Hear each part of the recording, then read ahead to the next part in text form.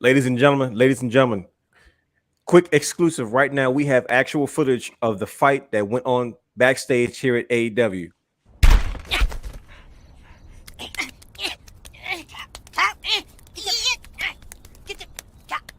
Dude, that was in the bows. Dude, seriously, that was in the bows. No hitting in the bows. Houston, we have a problem. Yes!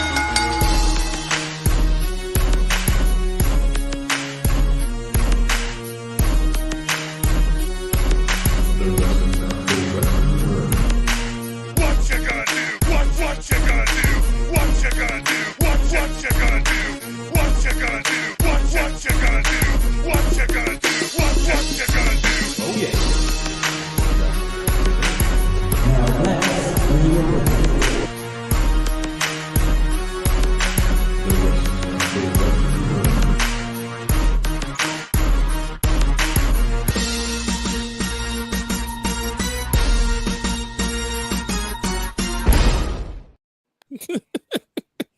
Huh? No comment. Something wrong with you? I say that every week. Bro, I was not expecting that. No, listen. That was the last thing I was expecting. Did you guys see that exclusive footage of what happened backstage at AEW? I just show it to him again. Hold on, ladies and gentlemen. I was not expecting that. Ladies and gentlemen, just in case you missed it, I know 5 people are watching now. We have exclusive footage. Okay, exclusive footage of what happened backstage with the altercation between CM Punk, the Young Bucks, and the Elite.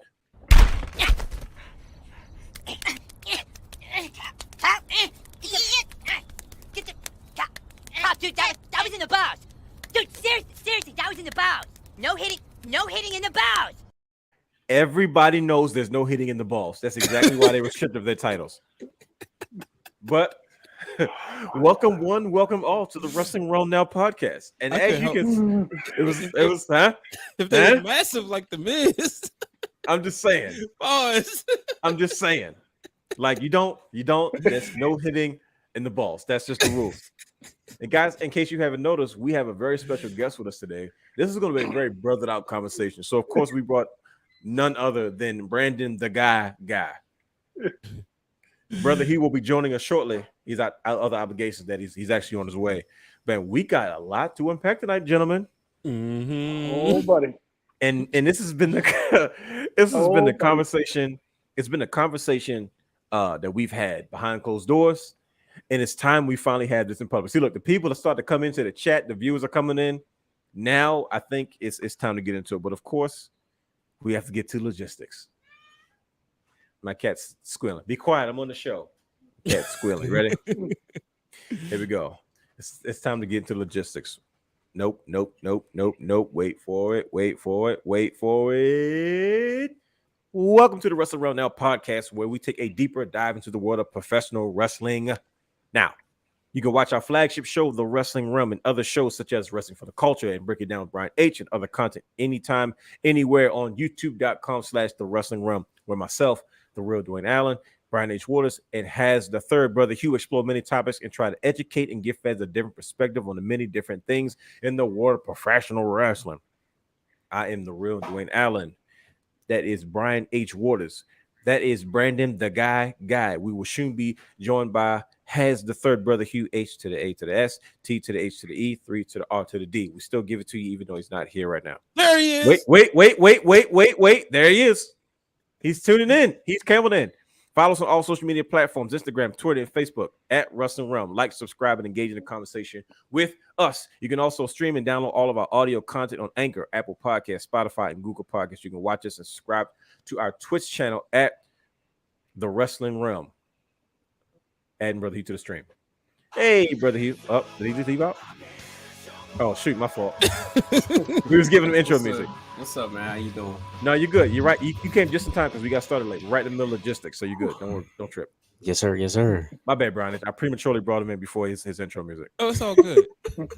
Oh, yeah. So back to business. You can shop with us to support our brand. If you want to dress like us, you can shop now at thewrestlingrealm.com, where we have t-shirts, hoodies, mugs. Hold on. Brian is just showing off his shirt. Show it off, brother. Brother Hugh's got the hoodie on.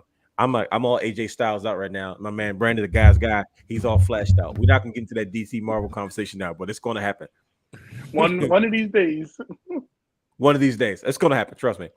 But until then, you can shop at WrestlingRealm.com. WrestlingRealm.com, excuse me. Where one of our most popular tees is the Proud Wrestling Fan tee. We have a few new colorways coming soon. We actually have a full fall and winter collection set to drop soon, so that you guys can continue to grow with us as we grow our brand and we can grow together. Also, subscribe to our Patreon for all exclusive shows and footage and content, including Brian H. Waters Thoughts. What is it, Brian H.? What is it actually called? Do you have a set? Yeah, that's the name, Brian H. Waters Thoughts. Just a quick 10-minute podcast, audio exclusive of whatever I want to talk about, and a couple articles. I actually just dropped my 5 favorite moments from this summer. Absolutely, because Brian H. is writing again. So to get patreon.com, wrestling_realm, right? Wrestling_realm, where you can get all the exclusive content. And we like to just show this because we put a lot of work into it. Shout out to you. Shout out to me. Me's done a great job. Appreciate you, me. Wait, that's me. Sorry. We're gonna shout out the chat real quick. Yeah. They lit. Listen. We appreciate you guys because we got started almost a half an hour late, but it worked out because I was late. But we gave plenty of time for Brother Hugh to come in because now the boys are in the building. Like we had the whole crew here. It's gonna be one of those conversations as usual. You know, we're gonna be burning the midnight oil. Oh yeah. Hey, Matt said he gotta get the hoodie for Dynamite November 2nd. We in the building. Oh yeah, make that happen, Matt. We appreciate you, brother. Appreciate that.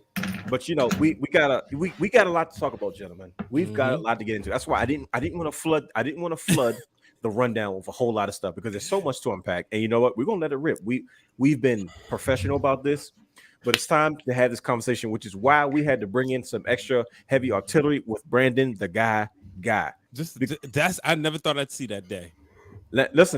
It's time for AEW Bash Fest to commence. My gosh, Brother Raj. Oh, Lord, you might be pure ignorance. Please, definitely go get it. It's available now. Trust me, we got much more to come. Yeah. Brother Raj, Uncle, it's coming. Uncle Raj, trust me, he's got a front row seat because he knows what's coming. Look at Justin Rich. Yes, indeed. Justin. I'm glad you were here too, Justin, because Justin he was cracking quite a few jokes on Twitter. It was a lot of jokes going on, and I was like, this is going to be fun. But Justin was in everybody's group chat. I'm pretty sure this whole week. I'm sure he was in everybody's group chat. His tweets, that is. Listen to me. What's going on? Pure ignorance. That's what's going on. That's what I said, man. Definitely. Like we got a family of the building. Yeah. Right. He said he believed I photoshopped you. That's what he told me at Battle Club. He said, I'm not gonna believe because I still haven't seen the real Dwayne now. We live in the same state and I still haven't seen him. I think you photoshopped him. No, trust me, it'll be one of those days, man. I promise. Because trust me, it's not the first time I've heard that, and I'm sure it won't be the last time. But see, look, Matt's starting already. Listen, this is why we told y'all to join. This is why we told you guys to join the group chat. Join the chat, why? Because you could be a part of the show just as much as we are. Because everybody's chiming in, bro. Listen, I'm glad everybody stayed up the extra 30 I'm minutes. just trying to keep up with him. Look, I'm trying to keep up with him. Listen to me. This is gonna be one of those nights. But you know the crazy part is, brothers. This is the crazy part. You know, usually we we start off with a little bit of AEW and we go into the highlight of the night. But tonight the roles are reversed. We're gonna get into a little bit of WWE. Plot twist. And then look, wait. Is that a Mountain Dew, Brian Chat? What is that? Diet Mountain Dew. He's got a Mountain Dew, so he's got the caffeine right, pumping. exactly. Last time he had a cup of Joe. At least it looked like it was coffee, a cup of Joe. 11 o'clock. Coffee was the tea. It was coffee. A cup of Joe. Yeah, it was a cup of Joe. At 11 o'clock at night. So so now see, look, even I'm watching. Look at that. Can you guys see my phone? That's me watching me. Isn't that cool? Yeah. I didn't mean to have that up, but okay. But usually we do a little bit of AEW. We try to say something positive, and we kind of move on to the heavy hitters, right? But I think tonight it's like I said, the roles are reversed, gentlemen. What are you guys thinking before we jump into this? Man. I don't know. This is going to be I think we gotta come out swinging. This is going to be a brothered out conversation. That's why we brought Brandon, because like I said, if you guys missed the show that Brandon was on last time, see. All right, we got some opinions. Sober Tony Khan did all right. Okay, because he was chug-a-lugging. We brought in brother Brandon. Brandon the guy. It's because, like I said, he's one of the most opinionated brothers in the business. But there's a couple of things that we need to discuss, including some time-honored traditions that may or may not have been broken or adhered to. Look, the jokes are coming already. But we're going to get into it. But he's one of the most opinionated brothers, and we're going to need that firepower tonight because we got to unpack some stuff. But listen, we're going to start with some positivity. We're going to send a special thanks to Damaris Dye of Dye Sporting Network and the Flex Zone for joining us last week. We appreciate you, brother. We're going to have you on again. It's always a good time when the good brothers are on. But like I said, we have another good brother on with us. Man, we're going to need a reunion show with everybody on one show. We need to do a round table show. like straight like everybody. Like I am pivot player style. Like I combine those two. Like yeah. So it was combined at one point. Yeah, well, that's you see what I did there? Like But let's get into it. Like I said, we've wasted enough time. It's been 11 minutes. We've caught up with each other. Usually we go into what we watched and all that kind of stuff. Listen, we ain't time for that. Let's go. We know what we've been watching all. He must be excited. Right. He got something to say. So let's. Can I just say one thing? Please, by all means. You know how I'm usually in a wrestling coma and don't want to watch anything. Oh yeah, big time. I need to go to like wrestling rehab or something because I feel like I'm like overlooked. I feel like I'm overdosed. Like I did a couple of lines in the last 3 days. That's how Brian H felt that time he went to Romania for the first time, and he went to like 4 different wrestling shows. He went to like I think it was NXT or something. Right. No, Indies, Raw, SmackDown, Sunday Night Heat, Jack, Shotgun Saturday Night, and Velocity all in one weekend. I said he came back at school like, bro, I don't think I'm gonna watch Raw tonight. I said, what do you mean, like, bro? I'm tired. I said, you tired? It was other reasons. Brother Hugh knows. Oh, see. That's why he looked away. He said, "I want to part of that conversation." Listen, we're gonna make a movie about Brian H. and Brother Hugh's first trip to WrestleMania. It's gonna be called Escape to South Beach. Yo. Hey. The start of the show lasted. It's gonna be a 3-part movie, though. It's gonna be a 3-part movie. Justin's not holding any back. He's not holding back at all. What do you say, brother? Brent, 3-part movie. Yeah. Escape he said the start of the show lasted longer than Punk's title reign. I'm gonna take Brian H's picture and Brother Hugh's picture and make a movie poster out of it. It's gonna be Escape to South Beach, but we're not gonna do that. Escape to South Beach. These people, never mind. I'm gonna stop. Let's get into it. But let's start on a positive note. Our man Vacant has held the AEW World Title again for the first time, and now he's held the Trios title. So shout out to Vacant because Vacant has held more championships than anybody. CM Punk's title reign was longer than all of his UFC fight combined. Wow, ouch. Yes, Vacant is probably having one heck of a title run. You know what I mean? In the last year. You know what I mean? And I can appreciate that. But yeah, like I said, let's okay, gentlemen. Let's start with some positivity. Clash of the Castle. My fault, brother Brandon. How are you? I'm fine. How are you, brother? I'm good. I missed you, man. I missed you. Yeah, he's got let's see the belt king himself. He's got the North American, he's got the NXT. Okay, keeping it classy tonight. He's got a youthful vibe tonight. He's gonna need it because we're gonna need some energy to kind of get through this situation. I might change him out as we go through. I might switch him out with a do what the heck you feel, because that's what belt kings do. Okay. But see, this is up, brothered out all the way. The Clash at the Castle. Brian H., let's start at the top.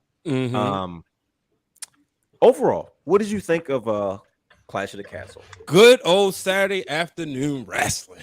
It was perfect. I mean, it was perfect. I thought it was well paced. It was one point I had to go to the restroom. I was like, nah, I can't leave right now. I can't leave right now. So overall, I thought it was a great show. I definitely loved Gunther versus Sheamus, and the main event. Phenomenal. Got another belt. Yep. The main event was phenomenal. So yeah, that's how I heard that.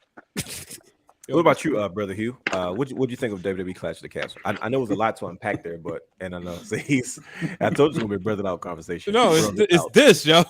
Yes, yo. Hey, look. So, hold on. Hey, Matt. Somebody said, I wonder if the Young Bucks slapped their thighs when they kicked the door down. Hey, look. You're even said the same thing. We wrestling fans don't take nothing serious. Hey, can you imagine that the Young Bucks super kicking the door? Right. Open the door. Kick it in. They came to the door. Delivery. They probably yell BTE. Right. Oh man. Oh man. We going down. You gonna get banned off of YouTube for real. No, the No, algorithm no. going up. We going up. Look at that. Bro, listen, the people are tuning in. Yeah, appreciate y'all telling y'all friends to tune in. Listen, brother Hugh, what do you think about Clash of the Castle? Did you guys ever think there's a day we'd be rushing to get through this WWE? I know, right? I I'm know. telling you. About AEW. Look, we can talk about that later. Audible. We really could. We really could. Yeah. But All right, I mean, listen. it was a decent show. I mean, it is what it is. I was a little baffled by the ending, you know. But once you think about it, it makes sense. Brother Brandon, Clash of the Castle. Was it well worth the hype? Did they do a good job? First pay-per-view in the UK in since what 1992? Major stadium show, I should say. A lot of fan service, but a lot of fan disappointment too. I don't know if you read some of the reports. A lot of people was upset at the main event. I understand it, but I don't understand it. Like I think we doing. Oh, go ahead. no, go. I'm sorry. Go ahead. Finish your thought. We doing all this for Roman to be this unstoppable force, but what do you do to actually stop him? If you didn't give it to Drew and his biggest pop ever, You know, you hold it off for The Rock for what? The Rock don't no, need it. you're not holding it off for The Rock. You're holding it off for Cody freaking Rhodes, and you There know it is. and But you know it. You do all of that, and like I don't know if you saw the reports. A lot of people was leaving, and you start singing, and that was the disappointment, but that was Now here's why I wasn't disappointed at the singing part, and I'm gonna tell you why. It's because culturally, that's something that they do in the UK. You see what I'm saying? And I'm like, as an American fan, you may not fully understand that, but like, if you ever gone to like a soccer or football match over there, you know what I mean? In victory or defeat, you usually sing your, I don't know what type of song it is. I don't know if it's whatever. You know what I mean? I know it. That was a cultural thing to do, and for him to have that moment with Tyson Fury, you can tell that was cultural. And I was like, okay, well, as an American fan, you might not fully understand it because that's not something you actually see over here. But to me, that was Drew's WrestleMania moment that he didn't have. You know what I mean? On that platform, and there's no shame in losing to Roman Reigns. But don't get me wrong, I understand why fans are probably upset about it. But this is where I was thinking right here is that it would be something off air. Shout out to I was about to say. Yeah, I thought it would be off air. But that would be Drew said he wasn't even sure. Like, look what happened after the show, and that would have been a feel good moment to me. But to see, I'm thinking, okay, what's about to happen? Something about to happen, and you're showing me this. I'm like, this is something I would rather see exclusive. But the match card was solid. Don't get me wrong, it was a solid book show. It wasn't bad. I mean, besides, I'm still hearing the slaps of Gunther and Sheamus basically trying to kill each other. Yeah, speaking of slaps, he said, do you think the Bucks slapped their legs when they kicked the door open? The fans can't wait for us to talk about it. It's going to be a good. Yes, but Brandon, I mean, the rumors saying that Drew about to be chilling for a while too because of that back injury. Yeah, but see that same so thing. It makes sense. That's why I was saying a send off. You know what I mean? Because he went down at the first pay per view this year, day one, and I thought he was going to be out longer than what he was. I think he wanted to come back just for Clash of the Castle. He probably held off because they knew they was building it, and that's something he's been very vocal about that in the European title. I was about to say he had no choice. He's been promoting it forever. Yeah, big time. Just him. Yeah, you're absolutely right, brother Hugh. He has been pushing for that for a long time. You know what I mean? So I think that's how you reward a main eventer. I thought they did it very well, and the match didn't disappoint. Like Roman looked like he was out of his element, and then of course the emergence of Solo Sikoa. But the entrance, you got to talk about his entrance. His entrance, that was a WrestleMania entrance. There, it was. Drew? Drew. Yeah. When he played the old montage, his original Broken Dreams, popped. I think everybody did. I was like, and it was perfect the way they did that too. Give him a little package. To let that intro to new music. We've seen Triple H sometimes do that with King of Kings in the game. He'll like kick off the music, So I thought that was pretty cool. And then also him coming out there because that the new music is him. It's familiar. It works with the character. Sure, so it's the brand. So it gave a little taste of both. Well, we saw the same thing most recently with Edge. when he had his Brood thing, right? He didn't have to do a complete like gimmick change, but he incorporated it into that match. This is still that from Gangrel, so Gangrel couldn't get that AEW money. Sure, I still to this day believe that. It's very highly coincidental, but I think a lot of things are highly coincidental in AEW right now. But Solo Sikoa joining the Bloodline. Now here's my take on it. And we're not going to get into everything. We're going to wrap this up, and we'll briefly talk about NXT Worlds Collide, very briefly. But I'm gonna tell you why I was surprised by Solo Sikoa. He recently did an interview. First of all, he's supposed to be injured. He recently did an interview saying, you know, I kind of want to focus on being me and not really, you know, trying to ride the coattails of my family or my brothers. I want to be my own Samoan type. And I was like, okay, I respect that because I think he you know, Samoan prize fighter. It makes sense. You know what I mean? Samoan street fighter. He has to look, you know, all right. And then this dude shows up and I'm like, oh no, they got Baby Uso. Literally everybody in my house was like, everybody in my house was like, Baby Uso, because that's what I call him. I call him Baby Uso. And wow, coincidentally, there was no elite in All Elite Wrestling. Wow, it's going to keep going. It's going to be one of those nights. But I was surprised. I was shocked, and I'm interested to see the dynamic now because you know they're kicking Sammy out now that they got Baby Uso. But, here's what I want to know: Do he have to acknowledge the tribal chief formally? You know how what Jimmy and Jay had to go through. Well, see, here's the difference between that, and I'm glad you said that, Brian. This is an excellent point. They were reluctant at first, remember? Yep. Usos are like, nah, we're stars. We doing our own thing. We don't need you, Roman. Like, you don't, you know, and Roman's like, nah, you don't get it. This is tradition. This is for our family. And you need to get in line. And he kind of had to get them both on the same page. He had an entire program with Jay Uso to get him in line. And then he had to use Jay Uso to get Jimmy in line. You know what I mean? Like Jimmy had to be like, bro, all right, like chill out. Like Jimmy was the one to say, nah, bro, he been doing this since we was kids. Like he really been Big Uso since day one. And you know, we've been doing our own thing. We don't need to, you know. And then he got to Jay Uso to the point where he's like, bro, all right, chill. I get it. I understand. He's like, I'm doing this because I love you, like just manipulative. But he may be culturally right. I can't speak and say that's not how it's supposed to go in Samoan culture. You seem insensitive. You say it's not supposed to be that way. Well, how do you know that? We live in a global aspect with global superstars.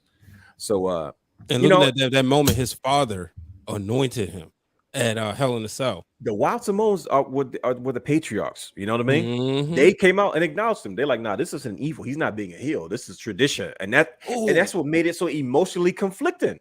I just thought of something. You imagine if Yokozuna or Rodney on Hawaii was still living. The program. Man, come on, bro. Like, and there's still some, like, I know a lot of people are clamoring for like Jacob Fatu. You know what I mean? He's where he's at, and he's acknowledging the tribal chief. He's like, they're like, oh, you're the indie tribal chief. He's like, nah, bro, there's only one tribal chief, and he's the head of our table. That's our family. And I'm like, oh, I like it. Right. So Jay's the only one that had to go through it. Well, yeah, because Jay was the one that kind of bucked back. But Brother Hugh, what do you think about Baby Uso joining the Bloodline? This is Sammy's days numbered. Oh yeah, absolutely. I was just waiting for a way for them to like rush the process. Sammy, like I said, this happened a week or two ago, and I was just like, look, hey, Sammy and KO. Here it is, Sammy. What if and KO. Baby Uso saw that and he see the writing on the wall, so he getting a head start to kick Sammy out? Why not? I think I like the fact that once again we're incorporating a new NXT face. We're not waiting for him to have an NXT run, which is what developmental is supposed to be. And he gets to learn from like the best in the business. Like best of the best. Say he's the X-Pac of the group, right? It's always the young guy that takes all the bumps. You know what I mean? And that's what X-Pac was. He, you know, that's what X-Pac really always was. Even in you know, in the clique, you know, you go through him first, and you go to Razor, Shawn, Diesel, you know, and whatever the case may be. And same thing with you know, in DX, in this dynamic, he's a young boy. He's got to take all the bumps. He gets to learn from his brothers. Yep. He gets to learn from Roman. He gets to learn from Paul Heyman. He's going to be at the top of the card. So even if he's not main eventing, he's around the main event. And he's learning aspects of the business that he's not going to learn main eventing NXT. And that's not a knock on NXT, but you can learn. It doesn't matter how you develop. It's the fact that you develop. So if you learn by being young boys to your brothers and Big Oos, then so be it. Same thing with Dominic Mysterio. He doesn't need to go to NXT. He gets to work with his father. He's a young boy. He takes all the bumps. He gets to be a storyline. He gets to work with veterans. It doesn't matter where it develops. It's just about development. Like Daniel Bryan didn't have to go to developmental because they said you don't need to. You know, but yeah, and the last thing we'll probably get into about Clash of the Castle, amazing pay-per-view. I'll say this right now on national podcast television. And brother Brandon, I purposely didn't ask you about Baby Uso because I want you to chime on this. Gunther versus Sheamus, probably one of the greatest Intercontinental Championship / matches in WWE history that I've ever seen. That's the best match I've ever seen Sheamus ever have. That's the most chemistry I've ever seen him in the ring with somebody outside of Cesaro. I was so thoroughly impressed. Like the presentation, I don't even mind Gunther being Gunther because Imperium was back. Like we saw Gunther. And the crazy part is, Brandon, we talked about this a while ago, but look like he's putting a little more weight again. Like he's not getting chunky, but you can tell he's like bigger. I'm like, okay, he's getting a little bit of size back too. So, they didn't veer too much away from it, no pun intended, but he is getting that Walter, kind of look back. And we had Imperium versus Sheamus, and then he's got his Irish Brawlers. And Pete Dunne came out to the ring like it was his match. He pushed Sheamus out the way. He was out in front. And you said I who? like Old Butchie. Oh, okay. He called him Pete Dunne. He had Pete Dunne gear on. I just need this though, bro. Right. I just need this. Do it.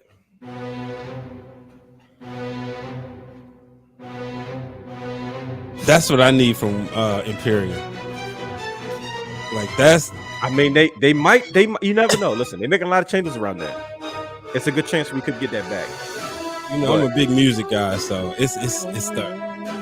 But what did you think, Brandon, of Gunther versus Sheamus? Because I just told you my opinion. I look at that and say that's going to go down as one of the greatest matches in WWE history.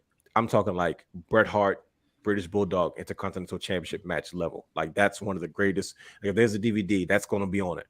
One of the greatest Intercontinental Championship matches I've ever seen. I'm going to tell you something crazy that's going to blow your mind. Mm-hmm. I think once Walter joined NXT UK, mm-hmm. he started having the greatest matches in WWE history. So if you go back through his history, he hasn't had a bad match, especially when it's a big fight feel. Look with him, and just not too long ago, was it the last Worlds Collide? Him and Tommaso Ciampa. Mm-hmm. He works with anybody, and he has this thing about how he sells the match that either he's going to make you feel like he's this monster heel or he's taken out, he's selling his injury. It's just you get into the feeling like, this might be the turning point for either side. And with that Intercontinental title match, and I think Brian knows my favorite Intercontinental title match of all time, this one definitely is pushing this out of the way only because I felt the energy from the beginning of the match to the very end. Even to the point I was like breathless at the end, like, man, that was a good match. Like, it was just, I don't even know words to describe. It was just the match I'm talking about. I don't want to mention it because Ryan know it was at the Royal Rumble 2001 Royal Rumble, and it was a moment in that match that it was something done that had never been done before, and that kind of became the standard. And it was a ladder video match games, and it was a ladder match for the Intercontinental. It was so many things done. And shout out if you didn't watch Dynamite tonight, John Moxley said it. Chris Jericho, the greatest of all time. I'm gonna just put that out there. But I can't wait to talk about that. Walter's match made me almost forget that was my favorite. I can go back and watch this next month, next week, next year. Just like I can go back and watch his title match with Ilya Dragunov. I can watch the one with Tommaso Ciampa, him and Pete Dunne. If I want to see a good match, I'll just put on one. Yeah, one edge. And like the second one with him and Ilya, and I think what did he do? Didn't he just chop him to beat him or something? And it's like he just hit him in the back of the head and said, "You're going down now." Yep. And it was like, oh, he meant that. So every time when Sheamus hit him with the white noise, then he hit him off the top of. He tried to do it off the top rope at one point, right? And I was like, Sheamus pulling the altar stop. He pulled out the Razor's Edge at one point. I was like, when Sheamus was digging deep, I'm like, oh, Sheamus said, I'm going to put on a good match. And like you said, since him and Cesaro, and I'll give it to him, Big E, they had good matches. Sheamus done had some good matches. I think that Sheamus as a character just hasn't translated to, I want to buy his T-shirt. I want to root for Sheamus. It's just like, oh, when you see the match, you're like, okay, I forgot Sheamus can go. Well, Sheamus is kind of almost old school now. He's he's part of that 2010-ish era. You know what I mean? Yep. I don't know if that's considered still ruthless aggression, but around that space, But you can't lump him into categories like you can like, and I don't want to say veteran. Like when you think about people in that era, you automatically think about like a Randy Orton, a John Cena, Edge, Sure. even. You know what I mean? Yeah. But then it's like Sheamus has always just been there. Like we forget about his title runs that he had. You know, he was in that mix of when He was just getting Daniel started. Bryan was taking the belt. You know, he was trying to take the belt. He got in the mix, and even when Roman Reigns had the belt, Sheamus has always been around, and it's like, dang, he really hasn't had that Intercontinental title. That's the one belt that really has escaped him. But I give him props. That match, ooh. No, it was definitely something special, and I definitely appreciated it. You know, it's we can talk about that for days, and I'm sure we will revisit that at some point. As of this recording, we still have SmackDown to come Friday as of this Wednesday. Just a couple notes before we finally get into the nooks and crannies of the show. Braun Strowman returns on Monday. Next. You see how that boy cut that? You see how that boy cut that corner real quick? Oh yeah, Brett, You've been talking about that corner all week. He has been pointing that out. So graceful. When I saw that, I felt you laughing. Dude, when I saw that, I said, I felt your laugh. And I was like, if he was sitting next to me, we'd be like, yo, like, oh my gosh, bro. We're gonna just act like he ain't fault. Oh, okay. He got a little excited, a little slippity. A little slippity As on the long as they had dippity. that train noise, I was okay without the train noise. Right, yeah, you know, it's okay. In all seriousness, I'm but happy where was to have Nicholas? Where was Nicholas? He Nicholas interrupted the tweeted, tag I team think. match. Nicholas has got to be like in high school by now. Like He should be old enough. He should be at least 16. Yeah, he should be able to train now, so they can defend those tag titles. But I'm happy to have Sheamus back. I don't think he should have ever been released. I understand why, but then again, you know, Strowman. You said Sheamus. What did I say, Sheamus? My fault. Abe Froman. My fault. You got me all messed up. Abe Froman, aka Braun Strowman. Abe Froman, the Sausage King of Chicago. They're not gonna know where that's from. Braun Strowman. Happy to have him back. You know, he's a WWE guy. You know, good surprise. We had a lot of good things happen on Monday Night Raw. Which was fun, but Dominic Mysterio. Okay, there you go. Thank you, Brandes. Dominic Mysterio. New Day, when the New Day got tagged in, and I was like, they're not about to do this. No, and when Witch Color just went down for the pin, I said, this is why the New Day is the greatest tag team. That was some New Age Outlaws. I was about to say, when I saw that, I was like, I'm looking like. I know they're on the ropes like, no, they're not about to do what I think they're about to do. And as soon as they went down, everybody jumped in the ring. That's long-term. Because I don't think and correct me if I'm wrong, I don't think Xavier Woods and Kofi ever wrestled each other prior to New Day because he took over the Funkadactyls and Witch Color was still chasing, was it the US at the time? I don't think they ever interacted until they became the New Day.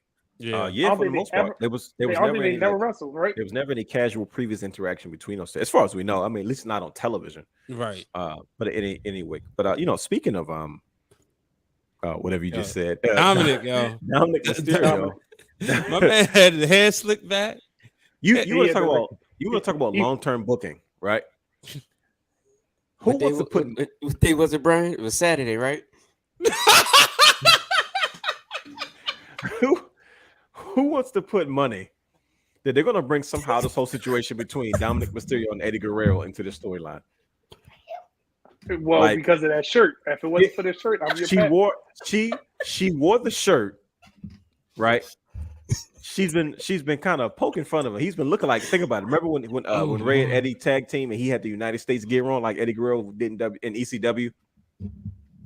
Yeah. I was like, there's been a lot of these Eddie Guerrero like traits with Dominic Mysterio, but he's been growing his hair out for how long now? He's been growing his hair out. He's got this whole Eddie mullet going on, and I'm like, I wonder if he's got daddy issues. You saw his gear at WrestleMania, but that's what I'm saying. Like, he fooling Ray saying, "Let's pay homage to Eddie." Yeah, and the whole time he was wearing Eddie's like exact gear. He was wearing that ECW gear, that United States gear he won ECW. I'm like, yo, maybe what is this long-term booking? They finally gonna bring it back full circle. It's gonna come out. No, you're not my daddy. Like I've been messed up since I was a kid. You're 5'2". Right. I don't know if Justin was there, but when we was at WrestleMania, there was like these sessions, right?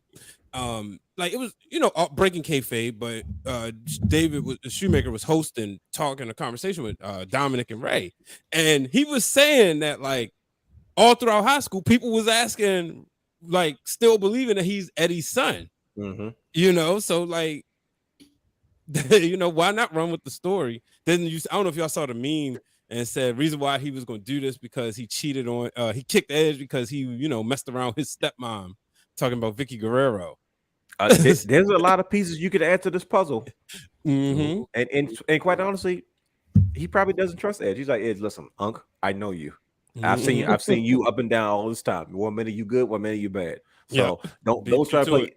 Don't try. There you go. Don't play innocent with me. My Uncle Eddie taught me what it is with you. But yeah, I'm interested to see where it goes. I was against the heel turn, but as long as, like, for me, Dominic is working with vets, so he can he's not left on his own, and I think that's the most important part. So, you know, I mean, that's just pretty much. Did y'all catch what Damian Priest said at the Clash of the Castle? I think it was like the pre-interviews and stuff. They asked him who else would he like to join. I peeped that. Okay. Yes, sir. Yeah, he kind of threw that out there suddenly. And who's been written off NXT? Yep. There you go. You know, you ever noticed something? Speaking of somebody being written off, did you guys catch the interaction between Nikki ASH and Doudrop as Bailey and her new faction Damage Control was making their way to the ring? I did, but then on NXT they wrestled, so it kind of like for me. But I'm still gonna pay attention to see how this follows up. It's these subtleties they like to do on Monday Night Raw. Dexter Lumis comes back to terrorize the Miz once again. How he pops underneath the ring. I was baffled because I did not know that Nikki ASH was Nikki Cross. I did not know. What? Brother Hugh, cut it out. Cut it out, brother. Bro, the mask, you know. Do this, man. Thank you. So yeah, can we just respect the camera work for the cage match? Yeah. Yes. That perfectly. Bruh. That all you saw was his creepy face from under the ring. I said, what is that? I said, Triple H is making sure you get every angle. You gonna feel this story. Yeah. It's crazy because right before it happened, I thought I was like, he's gonna pop out. That man slid from up under the from the ring apron, like SpongeBob, bro. Yeah, in the Miz. I've been looking for the episode, but I can't find it. The Miz face. Like, I knew it. I was like, uh-oh. I said I knew it. As soon as he got out, I said, oh, he ready to win this United States Championship. Then I was like, no. He looked down, and I knew I knew something. And the Miz got back, it was like, nope. This how you know it's been crazy. We don't have time to analyze that. You know, there's people actually looking forward to the investigation. But we got you next week. Providing we will conclude the investigation next week. We have new developments. And we got some things, but you know, sometimes you got to go off the script. And trust me, we will continue the investigation. But I mean, I don't know if Dexter Lumis is responsible for flipping cars, but we will find out one way or another. But gentlemen, it's time to finally get down to the nitty gritty of this goddamn show. Let me lean back because he always see the video. He always see the one more time. There's more people here. Who ain't seen it? Nah, let the people know. He got footage from the backstage fight. Ladies and gentlemen, this in case you didn't know, I'm letting you know right now. We do have breaking news.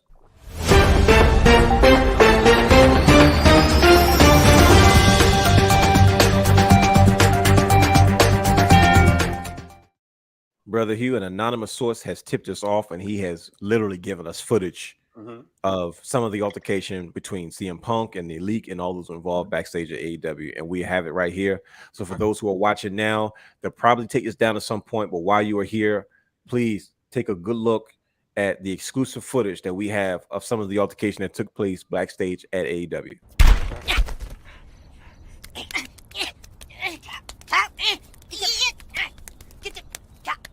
Dude, that was in the bows. Dude, seriously, that was in the bows. No hitting in the bows. You get suspended for hitting in the balls.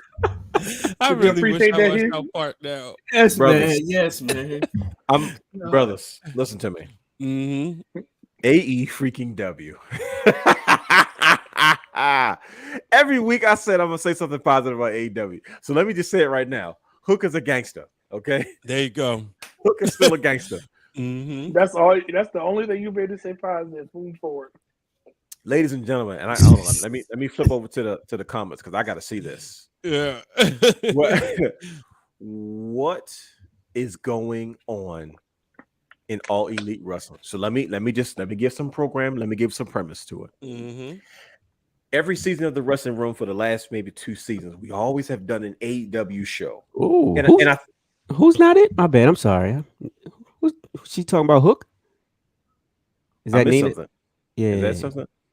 No, that was probably about what you call it. Or she's Dominic talking about freaking Dominic Mysterio. Oh, Dominic. Okay, yeah. All right, bet. She said he stinks just like his haircut. Wow. Some people say Logan Paul's better than him, but we're not going to go there. Ooh, let's go. I'm not. I didn't. Ooh. Don't talk bad about him. He's a bad guy now. You know he might lie to Steve Shield. You know, he wore eyeliner. Oh. He's a bad guy now. Oh yeah, like Damian Priest. Look at that. Yeah. So you put eyeliner on all that black. missing You is become they still living on somebody. AEW. So we the last couple seasons of Wrestling Round, and maybe the season before that, we have discussed AEW. The first season that we talked about AEW, it was new. We didn't. I don't think they even had a show yet. They just made the announcement. You want to hear the funny thing? If we break the fourth wall real quick, Uh-huh. when we was getting ready to record that episode, it had Uh-huh. just came out that Pac or Pac, whatever you want to call him, had couldn't work because he wasn't going to drop. Now we found out later it was probably like a work visa thing. Sure. And yeah. I remember vividly before we started recording, it was like they can't even get this together. It was supposed to be him versus Hangman Page, right? For the title. That was supposed to be the very That was first supposed to be- championship match. Yeah. So we we weren't convinced then. We looked at it with an open eye. So then the following season, it might have been the same season. I don't know. We did a follow-up show. Something we did. The first one was Copy of Competition, and then the second one was was it Life After WWE? Yep. Life After WWE, and we it was there. We talked about Cody, and hey, this is. And we weren't sure. There's been a lot of red flags when it comes to AEW. We were trying to figure out what the heck was going on. And a lot of the things that we've talked about before are starting to come to pass. One of my concerns then, and this is where the party starts. One of my very concerns from the very beginning was, I was like, well, how's AEW going to run where there's anybody with any previous wrestling experience? And I'm not talking about wrestlers. I'm talking about people that have worked behind the scenes, like your Arn Andersons and your your Terry Taylors, you know what I mean? And then your Jerry Jarrett's. There's none of those people, your JJ Dillons. There's not many of those people working behind the scenes at AEW that's working on the brand. I'm not talking about agents, I'm not talking about producers, whatever you want to call them. I'm talking about people that like running the company. At least in TNA, when they got started, Jerry Jarrett was there, Jeff Jarrett was there, Steamboat was there, Dusty Rhodes was there. At one point, Vince Russo was there, Ricky the Dragon Steamboat was there. Larry Zbyszko was there. We're talking about Terry Taylor was there. We're talking about wrestling people that have worked in the business, the infrastructure of the company. That knows more than just being a wrestler. They know the business aspect. They know the relationship building. They know the conflict resolution. They know when you let me go ahead, continue. They know more than just saying I got a ton of money. And that's the whole point. So we let it slide, and then things happen. Cody slams the sledgehammer on the throne. AEW shows up with a bang. They do an excellent job. People eventually choose sides. Now we're here. They hired CM Punk, added a little muscle to the roster. Daniel Bryan, all these other people. Chris Jericho had a great run. They got through COVID. Brothers, what is going on with All Elite Wrestling? Somebody help me understand what has happened to this company. Brian H. Please help me brother out. He don't want to work with children. Well. Here's the thing about CM Punk. Here's the thing with CM Punk. CM Punk made a lot of comments, right? But CM Punk didn't say anything that we haven't said. And that other people haven't said. So I'm wondering to you guys, is what CM Punk is saying, is he wrong? Is he really meant to be made the villain in all of this? Because he's not saying anything outside of what most people have said. He's not saying anything different than JR has said. You know what I mean? Why is he now the scapegoat? Is it because of how he handled the situation? CM Punk is a pipe bomb king. He's unhinged. He doesn't give a crap about anything. If he gets a live mic and you let that man speak, he's going to tell you how he feels. Is he meant to be made a villain now all of a sudden? Somebody talk to Remember, me. the difference is when you have the owner of the company that wants to be the face of the company saying, "Hey, this is my guy. He's the greatest of all time. He's going to make me money. I'm putting my company on his back. Here's my guy." So now his word becomes bond. So now he look like he's the representation for you, because how many times have we seen Tony Khan during the media scrum sit there and just wait for them to bask in his glory or whatever, and then he said, "Oh yeah, I brought CM Punk. Look, he's my guy. He's this. I did this. We got these buys. He sold this many T-shirts. He's praising this man." So now his arrogance, his head might have been this big to start, but now when you got your boss and the person owning the company telling you, feeding you all that stuff, so now when you say the same thing JR been said, you have a bigger platform to say it. And remember, last year when he came back, he made the comment about, I think I said it to you about, I want to work with these guys. That's why I came back to AEW. But now you don't want to work with anybody because they don't listen. Well, I'm not trying to be funny. We all been in the wrestling business enough. Do you think the Young Bucks are looking for advice from anybody? Probably not when it comes to inside of wrestling. Could they get advice from somebody like, and I'm just going to use William Regal, for example, about outside of the business? Absolutely. But they probably don't want to hear because they know what they don't need. They know what they know inside of the ring, and they think that's going to translate to an EVP status. Okay, well, let's call a spade a spade. He's not talking about the goddamn Young Bucks, brother Brandon. He's talking about Hangman Page. He's unproven. He hasn't done anything. Like CM Punk said. I wish I would tell Terry Funk, "Nah, I'm good. I'm not listening to what you have to say." Don't get me wrong. I understand CM Punk shouldn't compare himself to Terry Funk, because Terry Funk would not liable to knock your teeth out. He's a tough guy.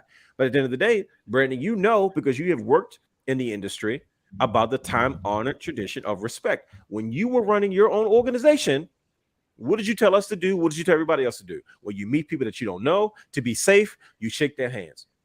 When you were backstage, when we were backstage, I do remember that. when you were booking talent, I remember being at stage and everybody shaking hands, and I'm like, "Why is the people shaking my hands?" And Brian goes, "Hey, yo, it's a respect thing." I said, "We're talking about." He said, "No, Brandon, make sure that all the talent has to shake everybody's hand out of respect. It's a time-honored tradition." Hey, I do remember that. I do remember. Brother, that. Remember you like 6'7", so they thought maybe you was a worker. You was the next big thing. That was the night I had the camera on me, and I wore black because I came there to work out of respect. You know what I mean?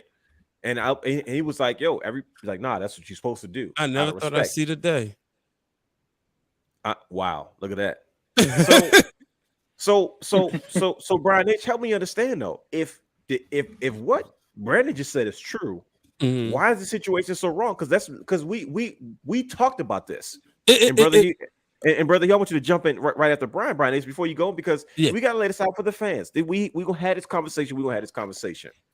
We talked about what was going to happen when there was going to be a conflict in AEW between business and revolution. We said that. We said right now they're young, they're hungry, they're hot. It's a revolution going on. What happens when you got to make money? Because CM Punk said when Moxley goes, "Yeah, man, I'm the heart and soul of AEW." And CM Punk goes, "Well, guess what, bro? I'm the dollars and cents." Is that not the basis and foundation of what the industry of professional wrestling is based on? Well, isn't that why they stopped wrestling in the first place? Because it's at the end of the day, it's about dollars and cents. If CM Punk is your moneymaker, right? At what point do you find a balance between young revolution and your bottom line, which is your business, Brian? They talk to the people. Well, see, that's where we have the issue right there. And Roger saying Hangman Page did nothing wrong. He actually did. You don't bury your top baby face. And it's a blindsided thing. And that's why I think the issue with Punk, did he go about handling it wrong? Absolutely. Did he disrespect Tony Khan in the process? Absolutely. When did CM Punk ever go about anything the right way, though? You signed up for that when you signed the guy, right? Bingo. But back to the point, you know, if you're going to sit there and cut that promo, right, you really, like, you got to think here. Like, even when Brett and Shawn had their issues, Brett could have destroyed him and said stuff that would have took money out of Shawn Michaels' pocket. He didn't. Adam Page turned the fans against CM Punk, a section of them, because we all know that the AEW fan base, there's a huge chunk of them that are IWC fans. What started happening? People started booing. I will say this: if CM Punk would not have beat Jon Moxley, that crowd would have been like, "All right, it's not that bad." MJF came out there and took away Punk's shine. That goes to show you Punk could get over in Chicago, but they turn the fans against him, airing out dirty laundry, telling them everything that we work for, you've been going against, you know. And CM Punk is trying to get them to understand as much as, you know, it's like that promo he cut on John Cena, and he said, you want to compare yourself to the Boston Red Sox, and all actuality, you're the New York Yankees. That's what he's become. That's what CM Punk has become, because he's still, because he's been at the pinnacle. So he's seen money be made at WWE. What's the biggest thing he complained about when they turned him heel? That his merch sales went down. Something that's not happened with Roman Reigns, by the way. But he complained about that. So Adam Page, but it also goes to show, you know, that things are out of control there, because that wouldn't have never happened under Vince. You know, okay, you go out there because you don't cut nobody's money off. That's the thing, and that's the biggest issue. You don't cut nobody's money off. Well, speaking of cutting anybody's money off, Brother Hugh, did Hangman Page go into business for himself? Because, bro, hold on, because Uncle Rod says that he saw the Hangman promo and he said it wasn't that bad. But I'm asking you, did Hangman Page go into business for himself? Because that's really what CM Punk apparently is pissed about. Because at the end of the day, he's like, look, there's a time-honored tradition. And to me, I'm under the impression that he's pissed because he feels like Hangman Page went into business for himself, whether he likes CM Punk or not. I mean, that's the way it comes across. Okay. I mean, there's no denying it.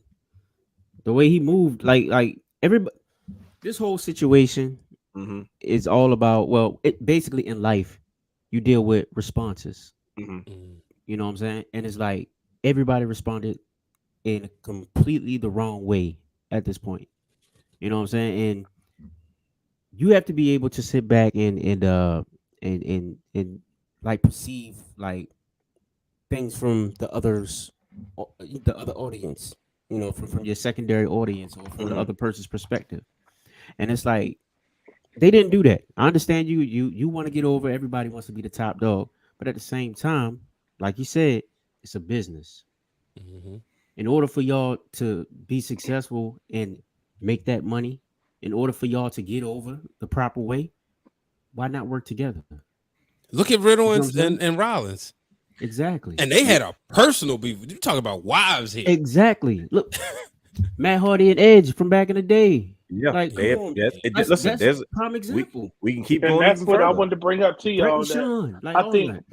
I think the biggest issue that AEW has, and Triple H is doing a great job at this. WWE will take a real life situation, work it into that storyline where you, as the audience member, have to think, wait a minute, is that real or is that really part of the whole thing? Just like, remember, like you just said about Riddle and Rollins. Yeah. The cameras off. And when he said that, it took you back to their heat that they had from all of the reports that came out. And even when he said, oh, I apologize to Rollins, everything good, I wanted to make sure everything was squashed. But when he said that and he cut him deep at his house, I'm like, that, you know, it was some, oh yeah, we're going to record this, but this is what you want to say.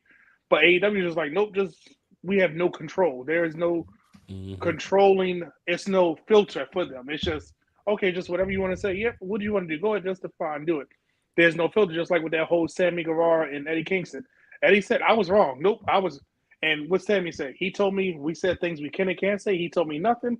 So I went out and said it, and he got mad, but he got mad because he didn't tell me what not to say, because there's no filter. At the end of the day, you know who I blame? Who's that? I blame Tony. Don't see, here's the thing. Go ahead, my bad. No, go ahead. I was about to say, because look, if you look at it, he's so worried about the WWE, right? Yeah, big time. Everybody used to say that Vince was like too overbearing, like he looked over everything.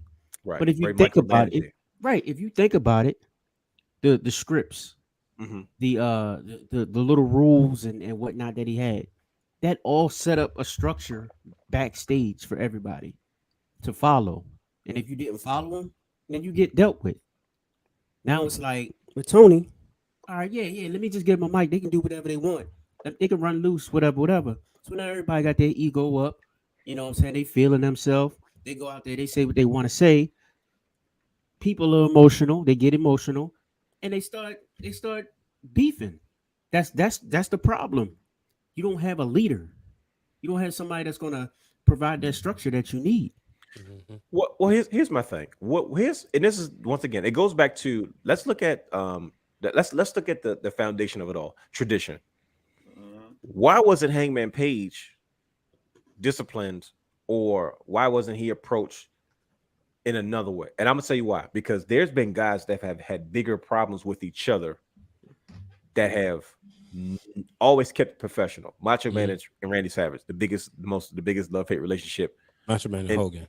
Macho Man and You Hogan, said excuse Macho me. Man. Because he's a You said- Randy Savage. I was like, It's- play Like, first. it's I'm late. like, It's throwing me off. Macho Man and Hogan, one of the biggest rivalries of all time. Love hate. Hogan said, "Man, one day he loves you, next day he hates you." I couldn't keep up with Randy some days.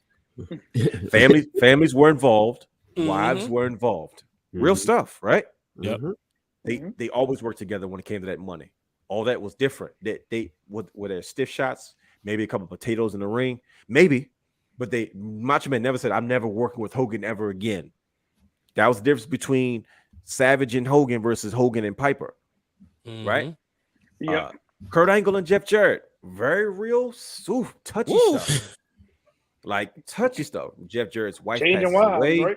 Yeah, like his wife passes away. Karen Angle, is not too happy in their marriage as it is. Kurt brings her around, which they tell you not to do in the first place. Macho Man told everybody, and people still doing it. And yep, they told him and told him Diamond Dallas Page, right? And then eventually she leaves Kurt, marries Jeff. They're happy, but it's like, and they still work the program together. And I remember Kurt Angle saying he didn't want to do it at first, but for the sake of business, tradition, and respect, that was what was best for business, because you're always supposed to respect your moneymaker, correct? Yes. Mhm. Okay, let's keep going. So the foundation of that, who is to blame for Hangman Page not being checked? Because I'm gonna tell you right now, the locker room leader would have checked him for I was going to getting business for himself, and they would have held wrestlers court. Chris Jericho's backstage, Daniel Bryan's backstage, William Regal, Samoa Joe. Who is the locker room leader, and who should have been responsible for checking Hangman Page for going into business for himself? Is because you never checked the moneymaker, whether you like Punk or not. Tony Khan brought that man in, and guess what? That man is doing numbers. You never disrespect your moneymaker. You thank him for the house that he drew, right? Hey, what you said, the first $1 million house? The first, CM Punk spoke facts. Would CM Punk have Straight done up. that? Would CM Punk have done that publicly if the structure was set backstage instead of them playing video games and hanging out, where the locker room leader would say, hey, listen, I get what your personal issues are, but you don't do that for the sake of business. You always respect the house leader, and the house leader is whoever the moneymaker is. Sasha Banks, Kevin Owens, they all thanked Stone Cold Steve Austin at this WrestleMania and said, "Thank you for this house." And he's like, "You don't got to do that." This is like, no. You drove that number out there. They came to see you. That's a time-honored tradition. And if they didn't do that, whether it was necessary or not, somebody would have said, "You got heat with some of the boys." Why? Because you didn't thank Austin for the house. Out of respect for him. Why is there not a locker room leader? Brandon, Chris Jericho's backstage. He's the oldest one back there that's active on the roster, right? Like, see, look, Justin said the same thing. Why didn't he not check Hangman, and why was there no wrestlers court? Because I feel like if somebody would have done that backstage, I think CM Punk maybe not would have reacted publicly the way he did, because he came out there a while ago when he was beefing with MJF, and he said, "Hangman, apologize. Come on out here and apologize." You got nothing. He said, "Well, just make sure that apology is just as loud as the disrespect." Was CM Punk wrong in the situation? So See, as far as the I told you we was Jericho gonna have this comment- conversation. It's getting difficult. Go ahead. So if you notice with the Jericho comment, Jericho's been kind of quiet about what's going on backstage. Which is And shocking remember, to me. at first he made Right. a lot of noise in AEW. Like I remember one of the first things that he told him, he said, "Guys, we on national TV. Your gear can't look like it does on NBC. Guys, we on national TV. This is what you gotta do. I'm trying to tell you how to appear on the camera." Because remember, him and Cody were the only two that was in the WWE system at the time. And remember, Jericho was trying to be that coach or person backstage. He probably felt like it fell on deaf ears, especially when Tony Khan put the company on his back at first. So honestly, if you think about it right now, Jericho's probably in his own space saying, No, "You know what? No, Brandon. No. I No, was and I'm about not justifying it. No, I'm no. I not was about to say justifying that though. I was about to Here's- say it does seem like he just kind of like Here's why he's not going. Here's why I'm not giving you that pass, Brandon. You gotta go. You gotta go. I need you to go to a level that you've never gone before. Because I'm gonna tell you why I'm not even gonna let you have that one. Because you think anybody would have checked the Undertaker? You think anything Undertaker would have said would have fell on deaf ears? Terry Funk in ECW, Scott Hall, Kevin Nash in WCW, Arn Anderson, Haku. You talking about WWF, like the Undertaker that went up to Vince and say, "Get down to the locker room," or you talking about the Undertaker that walked up to the wrestler and say, "You got something to say"? Exactly, locker room leader. Are you really the locker room leader if what you're saying is falling on deaf ears? I understand JR. I understand maybe an official. You're supposed to be one of the boys. You're supposed to command that respect back there. And if you don't, you were gonna come back to some issues. JBL, like since when is didn't Roman kick out what's his name? The shoe dude, Enzo. Yes, Roman checked Enzo. You know, because he was like, bro, you out of pocket for whatever reason the case may be, right? Do you think he agreed with Roman? No, he didn't. Do you think he said anything to Roman? No, he didn't. No, he wasn't even the tribal chief yet, but he was still a moneymaker. He was just Roman Reigns. Yeah, he was the big dog. He was when you're the locker room leader, brother guy. There should be no falling on deaf ears. Why are they not respecting Jericho? To me, and brother, you can jump in because you're going to say something. I'm seeing a problem with the culture backstage, and I've said this from the beginning. I say, yo, there's it looks like a young people with a whole lot of money. I said there's no tradition in this. Like even when TNA started, it was nothing but tradition backstage. That was part of the problem, but it was still. And they didn't have a lot of money either.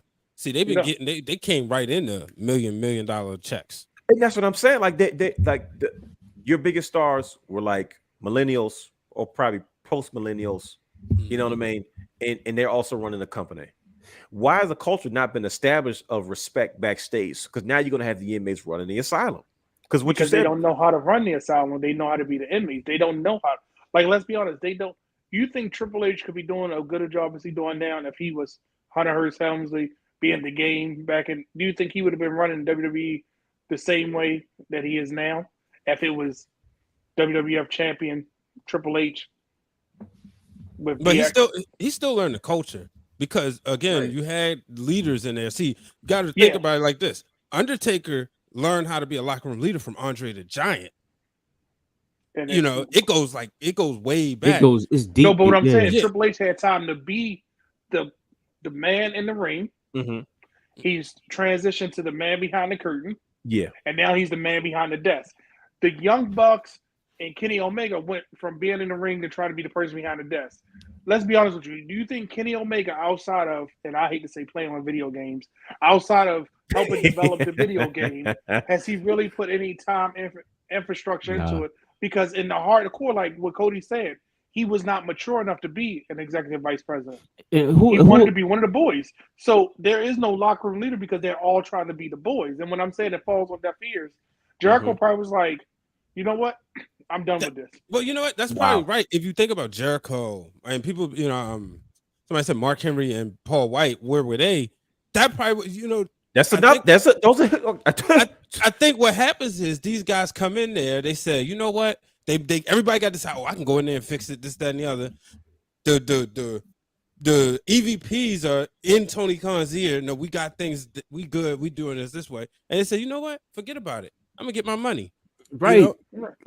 like guys like Billy Gunn and you know Jim Ross, you got Christian, Matt Hardy. You got all these people that's been through the WWE, and Christian has been through the WWE system, through the independent system, back to the WWE system, and he probably went home.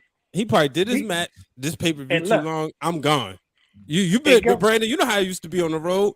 You know our friends be look, we get match number 1, 2, or 3 at a minimum, and we back on the road. Good road.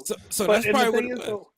And they probably don't have that structure in place because it's and I don't want to say an indie field because you know indie, the difference in TNA and like you said it, they had those leaders that knew the in ring, the behind the curtain, and behind the desk.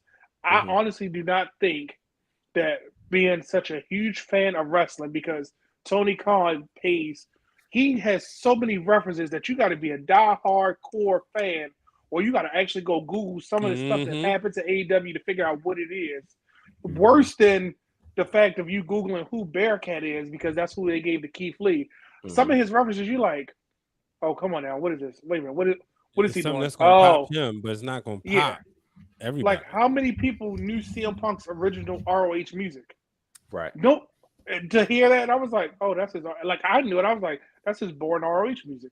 And the only reason I knew it was boring because he's always been that same boring person to me. There it But is. Tony Khan There it doesn't is. know. He doesn't know how to build their company because he wasn't a person in the ring. Vince McMahon wasn't a person in the ring. He watched his father and his grandfather, right?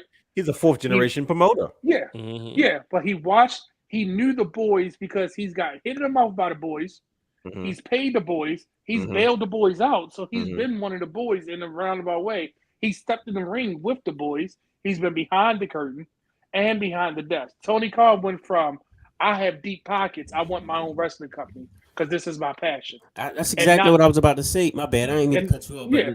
And this is my last point. What he Go did, ahead. and let me just make this. This is like if I go open a restaurant right now, Mhm. if I have no culinary degree, no serve safe, I'm going to fail. If I say I'm going to go get a couple people that know how to cook, guess what? I'm going to be sitting there in the kitchen like, oh, I guess I'll just wash dishes because at least I know how to wash dishes. But I'm not going to do that right because I don't know sanitation. So Tony Right. Khan is thinking like, oh, I'm part of this football. I'm part of this. I'm part of that. I ran big companies, but it's not the same company, dude. Like, these are the things that's unraveling.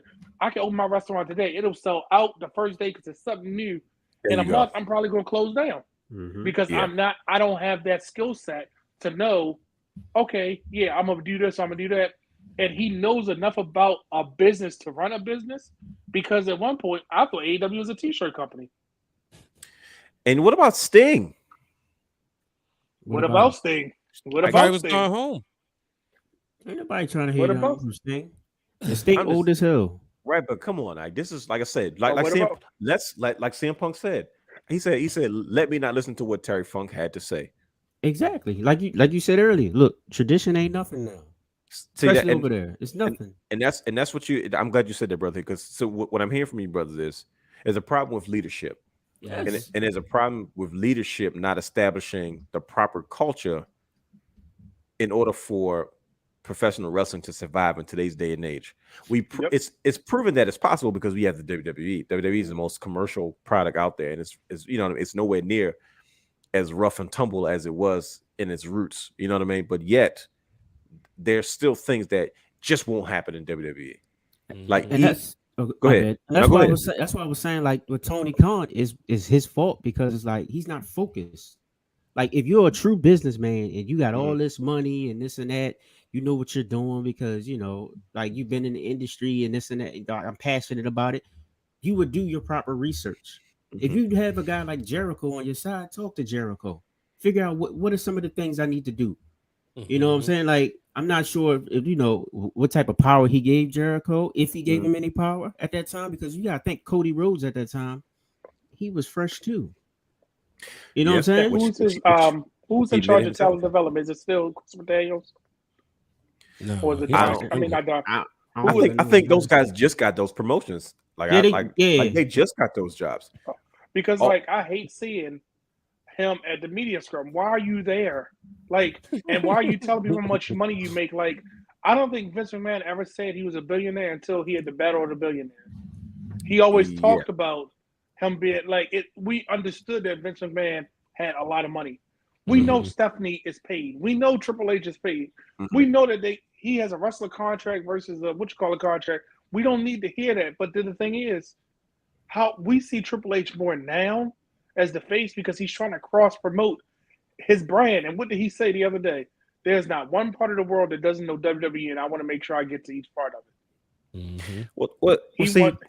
Go ahead. Go finish. Yeah, but Tony Khan, he just want to say, I have a whole bunch of blah blah blah money. That's it. I'm better than That's this person. all I heard. I'm better than that person. That's all I heard. Even during the scrum, CM Punk is sitting right there beside him, saying all this smack in front of his boss, though. Right in front of him, he cut the man. No fear. He cut Tony Khan no off filter. a couple of times. Filter. It was just like, so to swerve. chill out. You know what I'm saying? And he let the man CM Punk just sit there and just trash his product, and he's sitting there just, oh yeah, agreeing with him. So it's like it's his fault because like he got to put his foot down and be like, look, bro, I'm the one paying the bills. I'm the one, handling everything. You know what I'm saying? So look, we can handle this off the record. Let's just answer the question. What he said? No, that's my fault. That's my fault. I shouldn't have said no. I shouldn't have said. Now, Brian, let me ask you this question: you've worked for multiple media companies, right? If you were doing a press interview, they're going to give you some points that you can hit and some points that you cannot say. Correct? Absolutely. I used to do that for doctors. There is no During I don't think COVID. there's any filter that say exactly. I don't think that because I don't care what nobody say. You can't tell me that as many times all these WWE superstars have been on the road to different things, asking different questions, trying to find out. And we've all sat next to wrestlers all the time, and they kind of like regurgitate the same thing for certain things. And I'll never forget that time sitting next to Matt Hardy. Everybody asked him about Jeff, and he said he's okay. You can check him out every Monday and Friday. He's okay. And that was like his automatic response was His PR skill. Yep. There you go. But He was Tony Khan, trained. Tony Khan don't give him. They're just like, yep, just do whatever you want. And I like to know clear who's right that PR team. What their PR team look like? Straight up. He probably doesn't have one. I'm trying to say who do they answer to at the end of the day? If the person you answer to is out there and you're supposed to be in charge, like you put those people in charge so you don't have to be the bad guy. That's why you pay them. They're filtered, so they don't directly take the anger out. Like whoever you're paying takes all that heat. But what I'm confused about is, I'm not confused. I'll say this. Let's look at the timeline for what we're looking at. AEW starts out, hits his stride, COVID, bounces back.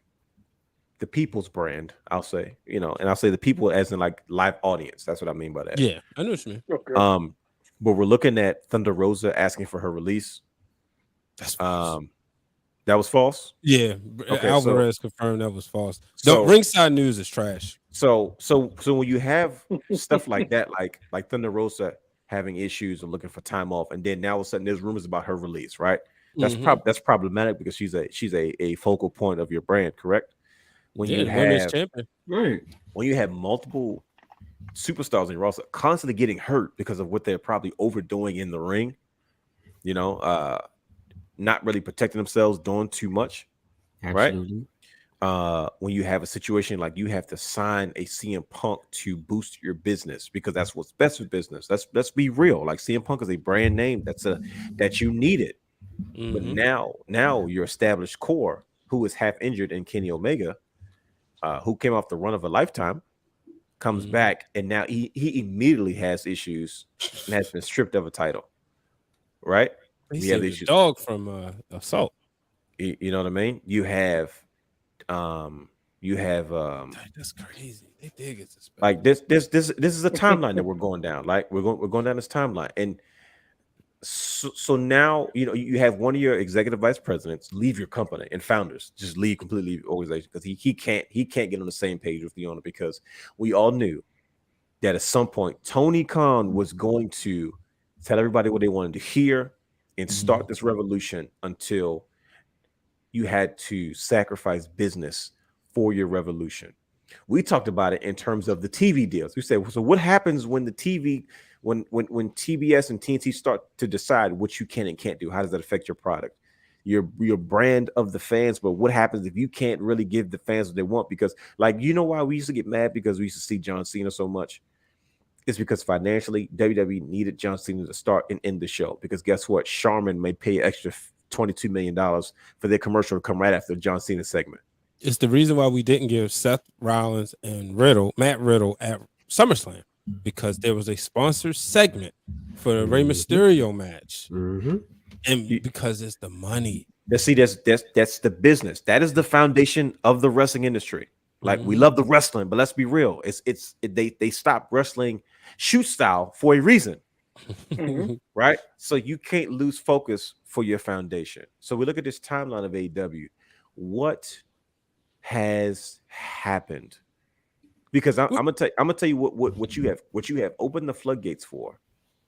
These relationships may never be the same. Now, see, Brother Raj said it's all about the money. If it's all about the money, why would they let Hangman Page go into business for himself? If CM Punk is solely responsible or primarily responsible, in all fairness, for the house that is drawn, for the numbers that are there, for the t-shirts being sold, for the action figures, whatever the case may be. He is your biggest draw as far as the financial aspect. Doesn't got to be the heart and soul like John Moxley, because he said he was the dollar and cents, and he wasn't wrong. Why wasn't Hangman Page suspended? Why is all the where are all these chinks in the armor coming from? Why is AEW seemingly self-imploding left and right? You have a brand with so much talent, so many veterans, so many new names, and they are fledgling. Tony Khan's getting in the way. It's just that's what it seems like. Tell me how he's getting in the way. What is Tony Khan doing to get in the way? So you brought up something. Wow. You talked about wrestlers getting hurt because of stuff they doing in the ring, right? One of the people who used to always prevent some of the foolishness that would go in the ring was Arn Anderson. Yep. Told Randy Orton, stay off the top rope, leave that to Rey Mysterio. You know, so clearly the people, I just feel that the experts, we talked about the Jim Rosses, they say they don't listen. And I think because there's a structure there where it's okay not to listen to the veterans, the true veterans of the game.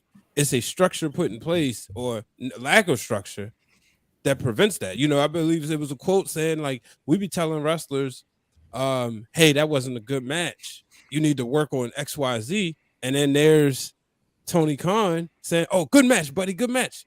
Now, one of the dudes from the Acclaim was saying that Punk would sit there and watch music videos. Or Justin said this earlier, that he would sit there and watch their matches. So clearly Punk can't be that much of a bad guy if he's sitting up there giving critique.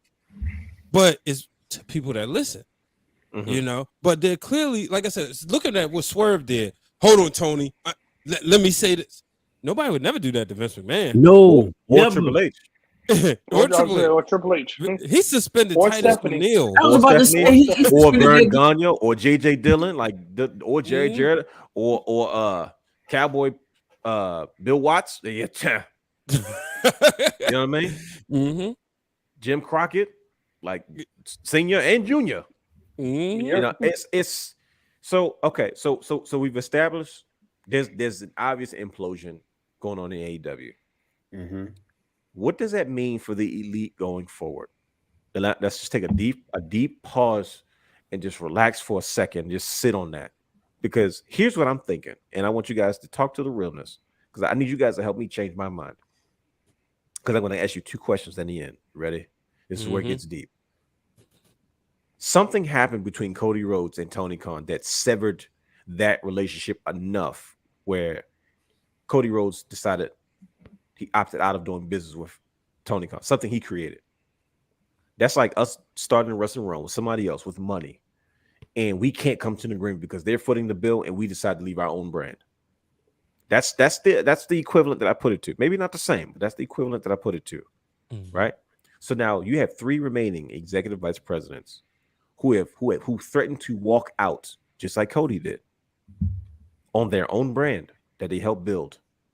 It's because the money is acting up, but the boss is responsible for keeping the money happy. Right? Has Tony Khan damaged his relationship with the elite? And how long did it take for the elite to get on the phone with Cody Rhodes? I don't think he's damaged the relationship, only because I think in this situation, I think they're gonna understand, all right, he had to do what he had to do. But if he lets CM Punk back in without apologizing, it's damaged. Nope, Brian H, that's too easy. You're better than that. No, think about it though, because that's regardless of who's right or who's wrong, right? Everybody's gonna look at the fight, not the we're going past the presser. We're going past the presser. No, they're not. Think about it. Let's go. Let's take it to round. I'm gonna force Brian H to go to a different level. Like I did you, brother Brandon, because the elite's not mad about the action. We know what happened. See, grown men, cooler heads can prevail. We can get over that. We did this, we did that. All right, cool. That Brian H, they had to have known that if they signed CM Punk, this could potentially be a bad situation, or it could potentially change the locker room forever. Because of something that you mentioned earlier, CM Punk has swam with those sharks before. And we talked about it years ago. We said, "Yo, what happens when those WWE guys that are out for blood? They're gonna see like, oh, this is easy, right?" And the elite knows that Tony Khan took a risk by signing CM Punk, but of course he played the young and hungry card, and they gave him a hero's welcome. But he had to have known if you sign this former massive in Chicago, in Chicago,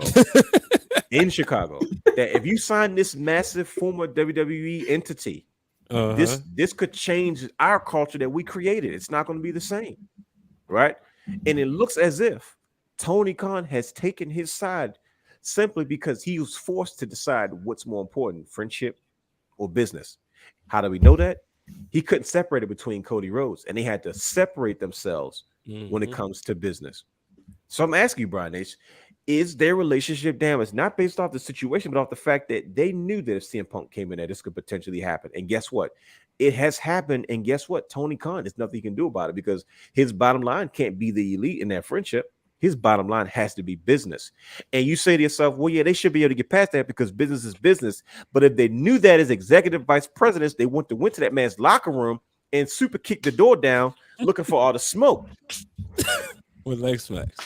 They was back there like Shawn Michaels when he was running through the back. Right, super When he kicking was on everybody. DS, super kicking everybody. You see what I'm saying, Brian H? To Like, me, he's out of control. I see where you're going. I see where you're going with this. Brian H, you are a producer and you work, you are a podcast producer. You do so much more, but you're a podcast producer and you work for a company outside of yourself. You got the wrestling realm, you got B Waters Productions, and you work for another entity. You work for another brand. If one of those brothers that you're on that show with disrespects you right now, right? Or they bring on somebody else that comes on the show and you say, man, I don't know. I heard this guy's he can get a little fired up, right? But if he comes on the show, he's going to be good for the numbers. He's going to be good for business. A lot of people are going to be watching what he doing. But listen, he's a little bit much. And they say, okay, Brad, we're going to bring him on anyway. And he comes on that show and he disrespects you. Or you didn't acknowledge him the way he felt like you should have acknowledged him. And he calls you out publicly. You gonna cut him off in the middle of the show and say, no. Check this out. I don't care who you is. I'm Brian H. Waters. And what you're not gonna do, are you gonna do that? I have to, because if not, it's gonna keep happening. So you're gonna do that on live television. You're the producer of the show. And the moneymaker comes to the show. Oh, you're talking okay. Yeah, I'm telling you, is that what you're gonna do? You're the producer on the show. And they bring on somebody else that's going to bring you guys money, going to bring you guys in views. It's a big time special guest, but taking the risk, and they ask you, Brian H, what do you think we should do? This guy's a little off. He's a little extra, but it's MJF. MJF is in full character, and he doesn't like your hair. And you say, well, MJF, you haven't been in business. He goes, who the heck do you think you are? You don't know anything about the business. You haven't been here for more than a cup of coffee. Just disrespects you blatantly right now. Everybody's watching live. Fans watch it. Are you, as the producer of that show, going to check him live on the air in the middle of the show? You're going to stop the show? That's not your show, by the way. That the guest is on, and you're going to check him publicly? Well, you can't because you produce. No, you no. got to Why? mute the mic. No. Why did Because you you can't say mess that? up the money. Why can't you? Why? Tell me why. Why can't you mess up the money? Because it's unprofessional. Right. Because you recognize the bottom line. First of all, it's not your position. It's not your show. They're paying you. And guess what? You might get a pay raise because he was on your show. So you got to sit there and you got to take that foolishness. Now, you don't like it, but you have enough sense to say, I'm a professional. I got to let that ride. I might owe him one. He going to get a receipt. Right. You know what I mean? But you're not going to disrupt that show. It's not your show. You saying live, you can't No, hit the mute button doing live. It's All-Star Wrestling Podcast, right? And you weren't expecting that, but he decided he won't come in full character, and he picked you. Well, he's the producer of the show, so he's not important, and he just starts ripping you new and trying to get himself over, going into business for himself. And guess what? The host of your show is looking at you like he ain't checking him. He ain't say, "Ho, man, hey, he's on my team." He's not saying nothing. He just letting it happen. And you telling me that you have enough sense that you're like, I gotta be professional. The guys in AEW who were supposed to be executive vice presidents, you mean to tell me didn't have that much sense to say, how many times did Shawn Michaels berate Vince McMahon? on air. Go back and look at what you call it, the night after Bad Blood. How many times did Brock Lesnar disrespect Vince McMahon? He threw the tight end on one time. I was about to say right. And that's public footage now, so you can't really say it's backstage anymore, right? Yeah. Mm-hmm. And yet those guys went looking for trouble. You're executive vice presidents. So I ask you again. What I'm saying is, this is what you gotta understand. This is and I laid the peanut butter nice spread on the bread for you. It's because Brian H, I want you to think, as I know you can think, and answer this question again. Do you think, did we ever think that Cody Rhodes's relationship with Tony Khan would be strained or severed? No, because there's no way of knowing it outside of what he said, his comments. Right? We don't know what's going on backstage. We found out when he left. So I'm asking you, we know what's going on backstage. And CM Punk did enough to make them lose all sense of professionalism. Right? To lose all sense of professionalism. And forget they wear suits. Executive vice presidents, and they went looking for smoke. Now, if somebody disrespects you, that's enough to fight. You from Baltimore. And you have enough sense of professionalism to say, all right, I got you. I owe you one. But if you didn't, it will make me think that there's got to be something between them two. Or there's something a little bit more than that I don't know about, because nobody's just going to lose it that way if that's the case. It was enough for those guys to lose it. Do you think that the relationship between the Elite and Tony Khan has taken a turn for the worse? I think this was the icing on the cake. Yeah, this might have been, because if it had to be something before. See, that's what I'm getting at. Suit, and now it's like, the first thing like, yep, and I can see, and you might laugh when I say this, Matt or Nick and even Kenny saying, "Oh, Phil, come here. I told you keep my name out your mouth." That was, I warned you once. Now we about to throw hands, type of deal. Because I don't see, human nature is, you might get away with one. If I know I got my bank account on the line and my livelihood, you might get away with two. But the third one, no, it's me and you, buddy. You get what I'm saying? Like, and it takes it back to my original plot. At the end of the day, Kenny Omega, the Young Bucks, Hangman Page, Darby Allin, all of these guys are wrestlers. They are actual wrestlers. So how much behind the desk do your EVPs actually have when they're on your weekly episodic TV? I mean, once again, is that really an excuse? Because Dusty Rhodes was on weekly episodic TV. Ric Flair was booking the show on weekly episodic TV. All right, but look at what you said. They lived in the ring and had time to understand the ring. That's also true. You're absolutely right. They had multiple companies, multiple entities, multiple people around them. Let's think about the Young Bucks' career. They were all indie darlings. They were in Impact for how long? Cup of coffee. Exactly. So how much could they really absorb from Impact, because they was brought in as a special, oh, look what we got, and then they were gone. And to be honest, they didn't get signed to Impact at one point, because I think they rubbed somebody the wrong way down there too. Is that when they shake Booker T's hand? That was, I think Booker T was there. And look at ROH. That was it. Ring of Honor, they were there early, and they sent them home like, "Oh, we can't afford to fly you guys in and out." Yep. And not only that, remember the whole thing. They always been around their friends. Yep. Like we said, they got their own little clique. They little young boys. And Cody was never part of the clique. Right. He never really fit into the Elite, to be honest with you. He didn't. You can tell he was just a clean-cut cat, really trying to learn the business. I mean, that's where he came from. That's traditional to him. There you go. That's very true. His brother, like, he grew up in that.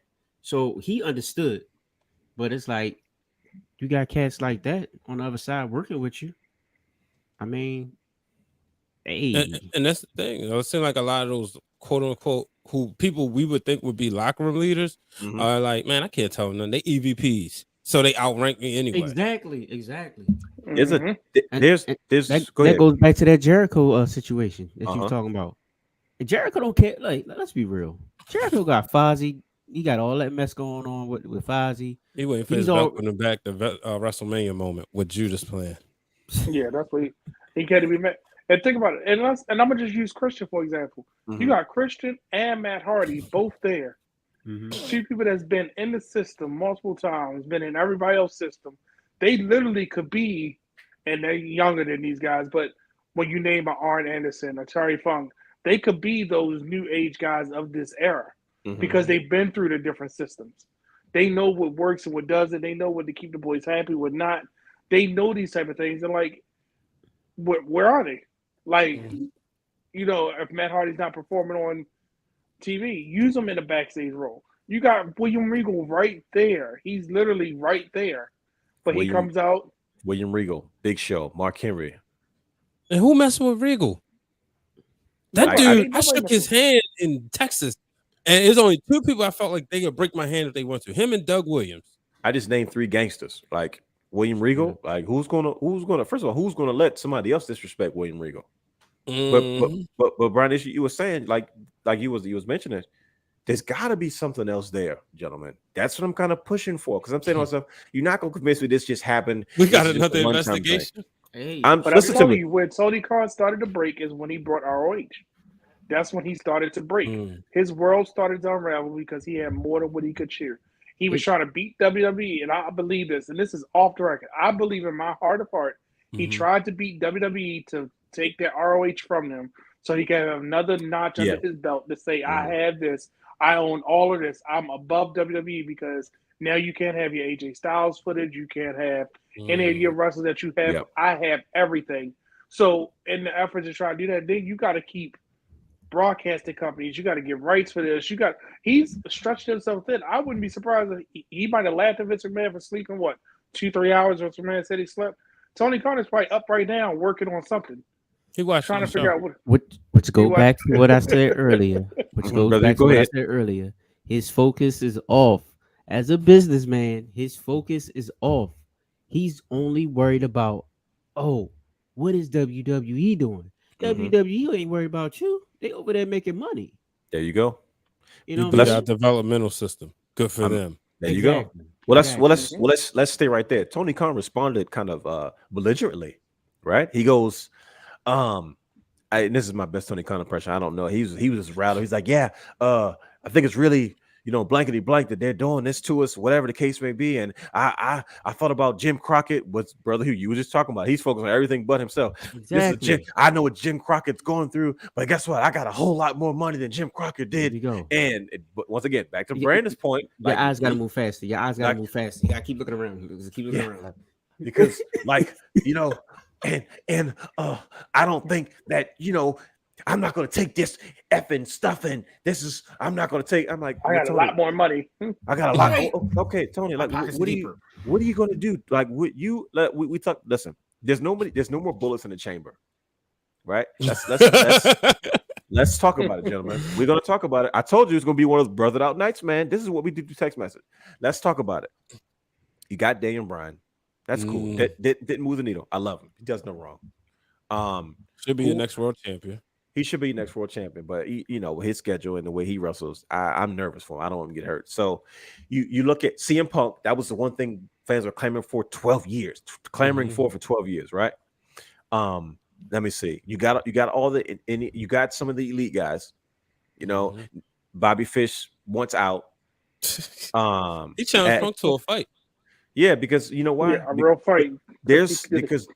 There's something going on backstage that we don't have all the pieces for. But what I'm saying is something's going on. I don't know what that something is, but something's not right because it's rubbing people wrong on both sides of the fence. Yes.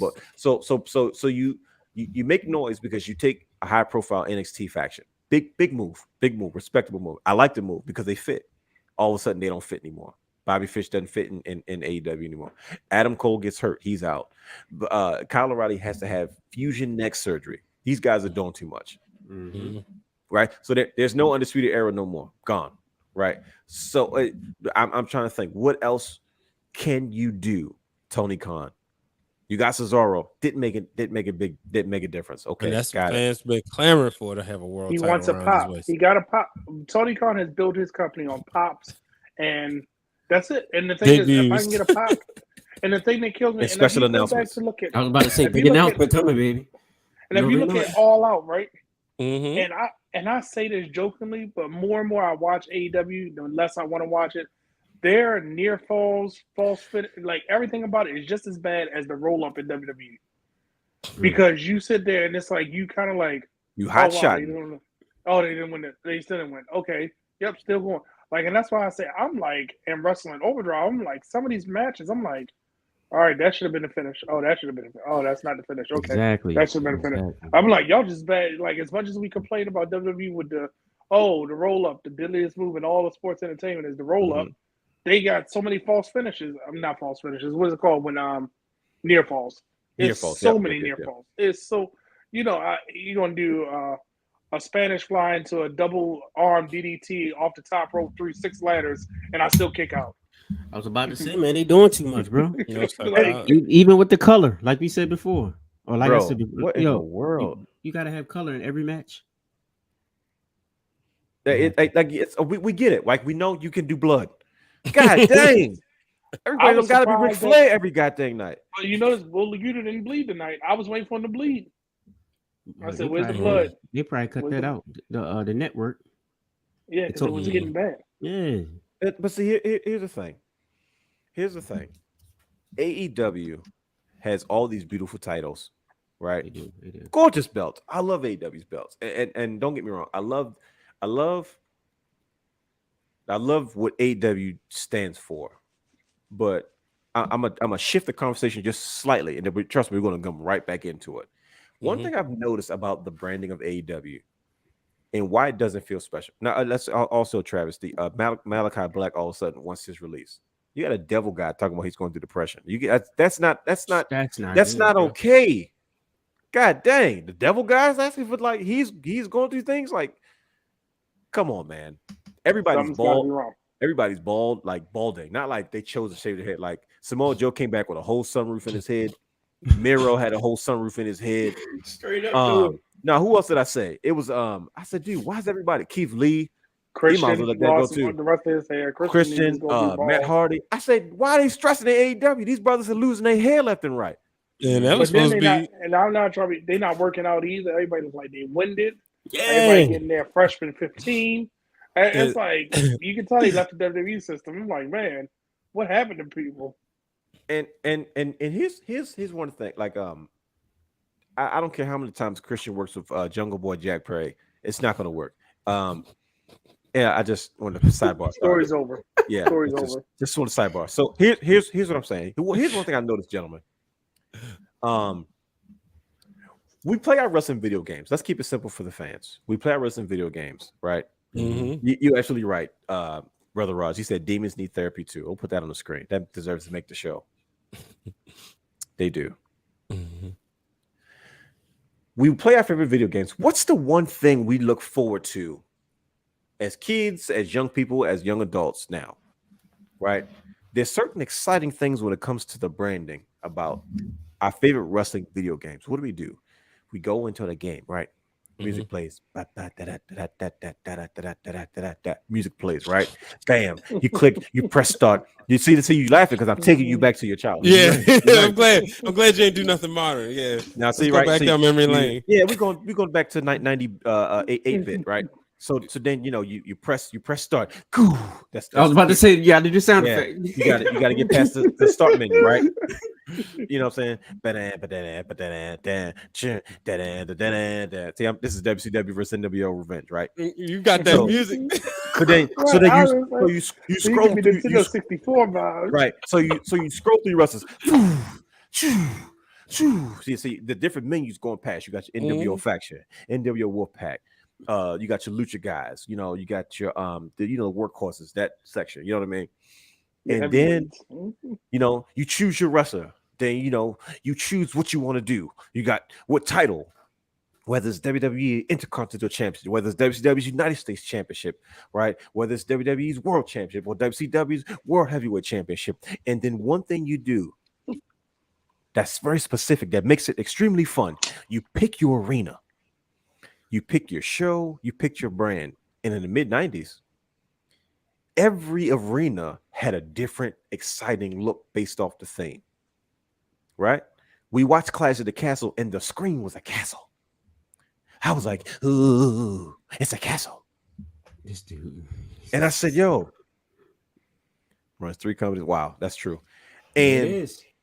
the Jaguars, Fulham, and okay, There that's it terrible. is. That's bad. He said it. That's just That's and exactly what I was saying, man. You a businessman. that's just Why your terrible. companies look like that, bro? Like that's just rough. That's rough around edges. And one thing I noticed that every event looks special.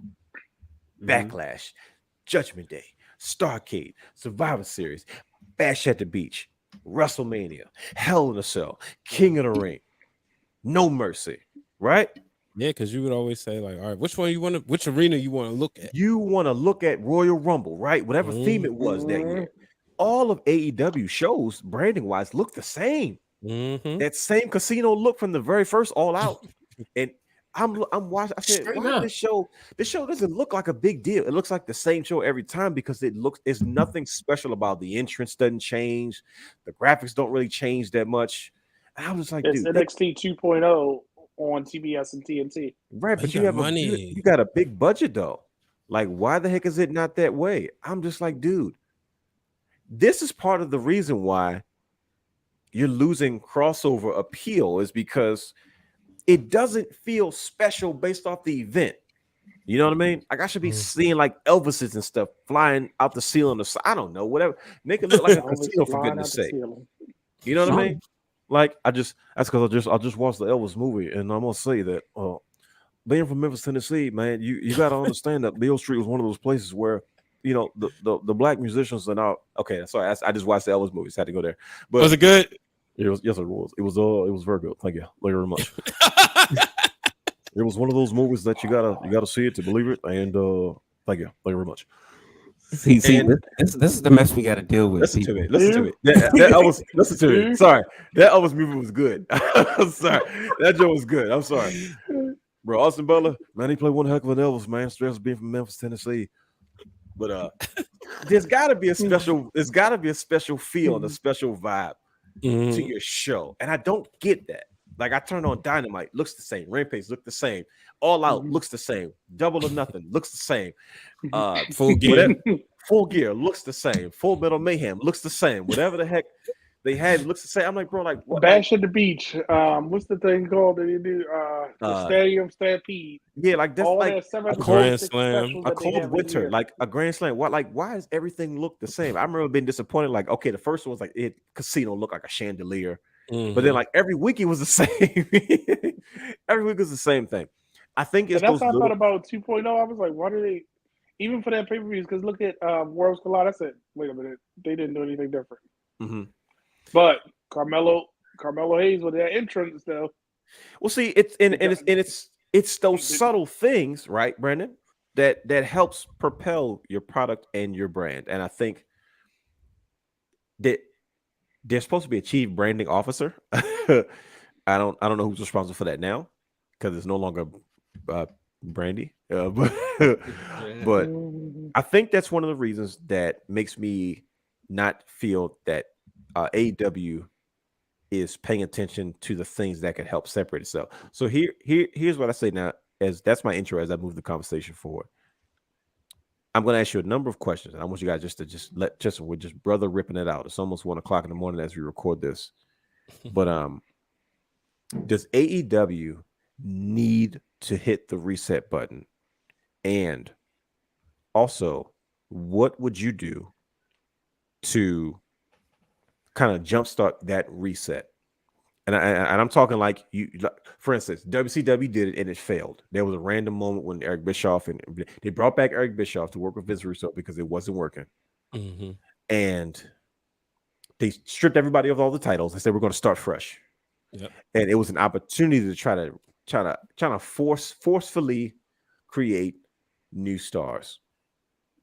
Right. And it's going to lead to my next point, but I'm gonna let you guys jump in first. So does AEW, and if you don't think that it does, then hey, you can say, hey, it doesn't. But does AEW need to do something to kind of hit the reset button and start fresh? And if so, what is that thing that they need to do? Like, what is that big bang that they have to do to kind of re-jumpstart the brand or get things back on track?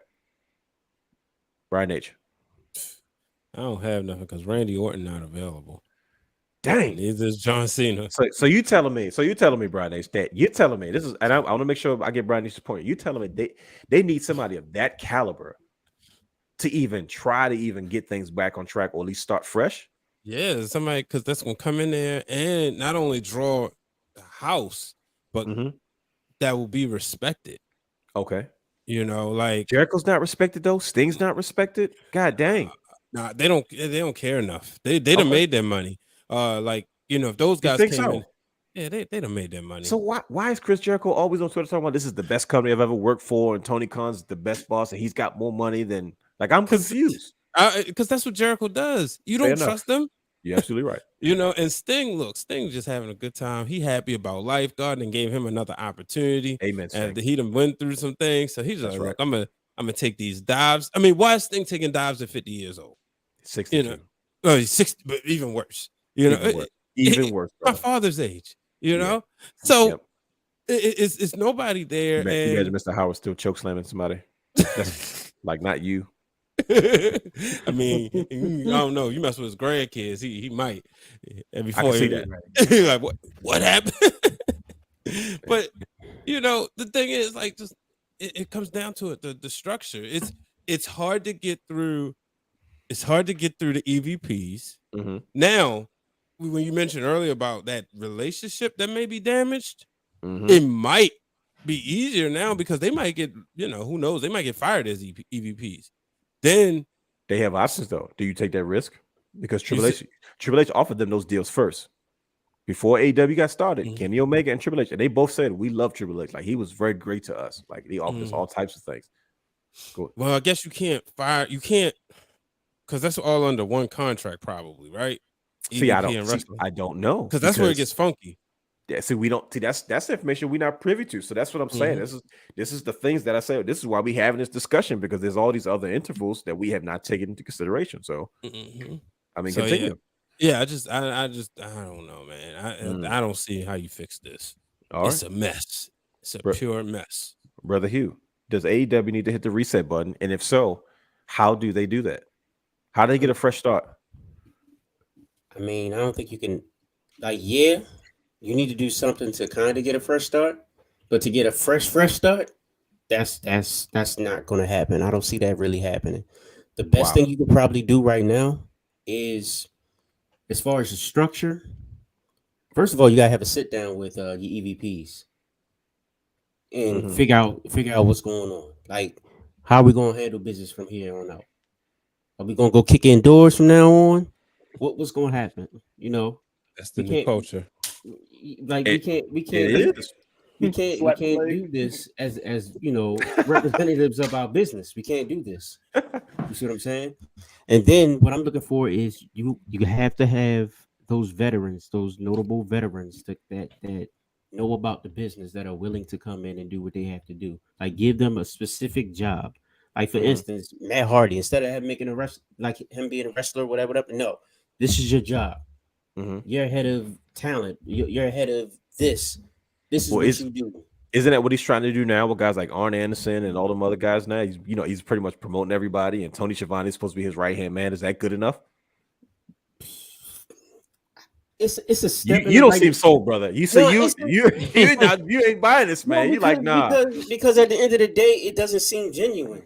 And you are absolutely correct. And that's my thing. Like, he's just doing this just to try to put a Band-Aid on it now. There you go. Like, nah, the problem is you, honestly. First of all, like, who was it? Chapter 1 said, look at your businesses. There you go. You see what I'm saying? So it's you, obviously. So maybe you need to go out, do some more research, and find someone who can actually come in and help take some of that extra stress off of you. What if he doesn't want to, though? Because it's his company. Well, then go down the drain. Okay, that's fair Continue enough. to go down the drain. No, seriously. Those are his action figures, and he wants to play with them how he wants to play with them. Exactly. It's like, look, I can't. This man has the attitude of, oh yeah, I'm just a big wrestling fan. I'm having fun. I'm just doing something that I wanted to do, you know. And as soon as you piss him off, what's his go-to line? Well, I've got more money I've got more money than anybody, so it doesn't matter what you say. What does money mean if you don't know how to invest it the correct way? You better preach, brother. Like, come on now. What's up? You know how they said the $1 Million Man was really Vince McMahon? Mhm. Is MJF really Tony Khan? I'm not buying it anymore Okay. because I'm better than at better. at least MJF can deliver something, Right. right? Hey, Like yeah. he could go in the mic and he can sell you something. Like, okay, you know what, I believe you. You know what I mean? But Yeah, he had the crowd in his hand tonight. Like people was like, "Wait a minute, is he turning face?" He had the Josh Allen jersey on. He walking out there saying, "I'm sorry." Next thing you know, he flipped it, and then after Moxley came out, mhm. but but yeah. but Brandon, this is there we go. Ready? Because this is you got to put your create. You know, he's always pitching creative ideas. Mm-hmm. Besides putting the belt on Jericho, because that's his answer. That's Brandon's. Right. That's the That's first Brandon's thing he's answer gonna to say. solve all his problems. First of all, until you figure it out, you might have to put the belt on Jericho. Let me tell you why. Wait a minute before you say anything. Let me tell you why. Hold on. Wait a minute. Let me explain myself. But brother Brandon, you know you're the creator. He pitches ideas all day. Like if you let him fresh out of his coma and he gets into a mode, he can pitch ideas left and right. Yo, he been doing that since I known him in 2001. Shout out to Listen to Brandon me. for saving my WrestleMania, bringing the WrestleMania 17 tape. Listen to me. I get that shout out publicly for the first time. He will pitch an idea and he will back it up. Like he does creative. So Brandon, this is your chance. Like the other brothers, AEW's only two right now. What's up? Go ahead. Yeah. So and honestly, if you look at the structure, Here it comes. if you look at the structure, When he starts off with honestly look at the structure, Yeah, it's gonna be good. hey. All right, go ahead. yeah, because Tony Khan is AEW. That's very We true. don't need to know. We don't need to know that he is AEW. He needs a chief operating officer, and if he wants to do the booking, let him do the booking. But you need somebody to be your chief operating officer to put all the structures in place.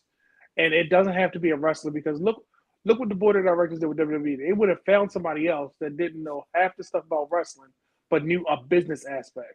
So now, how many years has Nick Khan been with WWE? Was it been like 5-6 years or something? I could be wrong, but he learned enough about the wrestling business to make the business successful. And now he has Stephanie as his partner that knows the wrestling side to give him that good balance. So if Tony, you want to be the wrestling side, that's fine. You don't have to have somebody equal, but you need a right hand or right hand woman, man, whatever you want to say, to help you establish that. Because when you look at the history, yeah, you're not going to be like WCW, but dude, you imploded in one day. Like as much wrestling happened this weekend, all we talking about is what happened with this fight, what's going on with this. In one day. Nothing. I was about to say that wasn't even the biggest thing that happened in your company. Like for real, like the part as far as the show. Yeah, but look what Roman Reigns did something. He basically told a reporter, "Acknowledge me," and then walked off. That should have been the talk of but it was like, nope. Tony Khan said, "Hold my beer, watch me. I'm gonna up you, watch me." And it's crazy because then he proceeded to drink it. Yeah, he was throwing it back, bro. I don't know what he had. I don't recognize the bottle, but he was throwing it back. And I say reset, but he needs to reset and look to what the past wrestling companies did and see why they were successful. Because right now, Impact ain't worried about WWE or AEW. Sure. Impact is his own niche. Fight TV, you can watch Impact. You go get a quality show. Mickey James was out there for, I don't know if y'all saw this, was it last week or the week before, basically cutting almost a cookie cutter promo. And I love Mickey James. The same one like Mark Henry did where, oh, I'm going to retire. Never mind, I ain't retiring type of deal. She said she's going to keep wrestling until she's at the end. But when you watch Impact, you're going to get quality. You ain't going to get $100 million program, but they are here. They have staying power. But their roots came from a Wednesday night, $9.95. You can order it. Yep. And they built upon it. He jumped out there with so many different things. Yep. Right. So now you have AEW Dark Elevation, Dynamite, and Rampage. You got 4 hours. Is it 4? 2, 3, 4. Almost 5 hours of a program, but you have 100 hours worth of talent. Yes. That you can't filter because you don't know how to book it to the point that, the Dark Order has 746 wins in 2 weeks because they've been on Dark every week. But don't get on the trios title. Let's give it to our EVPs because they took the loss in the original tag team one, so we're gonna repay them because we did it that way. And from a wrestling standpoint, that's probably what happened. But if you had somebody in charge of booking and let it be Tony Khan and somebody in charge of your operation, I could be watching 4 different shows of AEW and not even care about what the other program are doing. Because if Right. you want to watch NWA, NWA is a total different wrestling show. Mhm. They have an audience. Impact has an audience. WWE has an audience. New Japan has their own audience. Tony Khan worried about trying to take everybody from WWE. Dude, just do you. Worry about you. You got ROH now, so then you have a 5th program. Make your own. It's not even a program. It's just the belts. It's a, Same it's a talent, just collection. belts. Yeah. And don't get me wrong. What's wrong with? You gonna laugh when I say that. What's wrong with Putting the taking a belt step on back? Jericho. Putting the belt on Jericho. Give him the ROH title. Get it from Cesaro right now. But no, but what I'm saying is, he got to take a step back, remove himself, and if he has to name somebody, and I know that's dollars might not make sense. Name somebody the COO. Name somebody the CEO. You can be the chairman of the board. You can be whatever you want to be.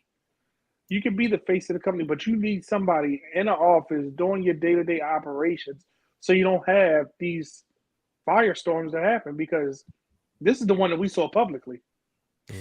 Yeah, and quite honestly, we've seen quite a few. We've seen a meltdown from Jeff Hardy. We've seen talent get hurt unnecessarily. We've seen, like I said, Malachi Black and people who need to have mental health breaks. We've seen in a surmountable. Did I say that word right? We've seen a large amount of injuries. But look at the Twitter feeds. His wrestlers that support when people are bashing the company, they supporting it like, you think any of that would happen? Like, they're angry, like they're angry, and they feel like, who was it that said something about, like, dang, we would have loved to see you today. It was like, yeah, me too. Oh, hey, I'm still wrestling. I still wrestle there. Or like, who was the one wrestler said they finally found me because I've been in catering for 2 years in WWE. Wow. Ouch. Remember, what was his name? Was it JTG? No, he was part of Retribution. The other dude in Retribution. Oh, yeah. Man, why is his name drawing a blank? And he said, "Oh, they finally found me," because he said he was hiding in catering for 2 years, and they finally found. Which one? The short guy or the big one? The short one. I forgot his name. His name Shane. He was Shane something, right? Yes, because he wound up going straight to, I think, MLW afterwards. But needless to say, like, when your wrestlers are agreeing with the fans, at some point you got to say, let me sit back and let me think, because too many people have too much access to them. Right. Too many people have too much freedom. It's no filter. It's no control. He doesn't have control right now. Yeah, I think we're kind of all on the same page when it comes to, like, we gotta get this going. We're losing Brian H. But he has money. He gonna fall asleep in the chair again. Yeah, he dozed off. He gonna fall asleep in the chair again. He was like, Good. Hold on. What did you, Brandon? he exposed it. He's like, with his sunglasses on. That did not happen. I said, Brian, sleep. I said, we're losing them. That's what I said. We got burning the old midnight oil. But past midnight. I think we're, gentlemen, this is, first of all, it's been an excellent conversation. It's a conversation that we needed to have. I think shout out to everybody who stayed with us. Yeah, too. man. That's how you know it was good. You guys, can we just shout out Carmelo Hayes? That match with Ricochet. That's why he got the belt behind him. That man had his trunks just like the belt. Did y'all notice those little small details? I mean, he had jerseys of all his victims, and then he called them. And then the last one he showed Ricochet, I said, "Oh man, Ricochet, he going down." Yeah, that's he don't miss. Nope. That's what you need, though. You know what I mean? Like, you need that level of creativity when it comes to the subtleness. Like, it's the details. And I think if more talent kind of had that approach, Carmelo Hayes is definitely, like I said, someone to watch. He's been doing some crazy work. I think it's only a matter of time before they find space for him elsewhere. He may be in NXT for a while, so he can kind of help build himself in that brand. But Carmelo Hayes is phenomenal talent. But I think the general consensus, gentlemen, is that this is a Tony Khan problem. that's rubbing off on AEW.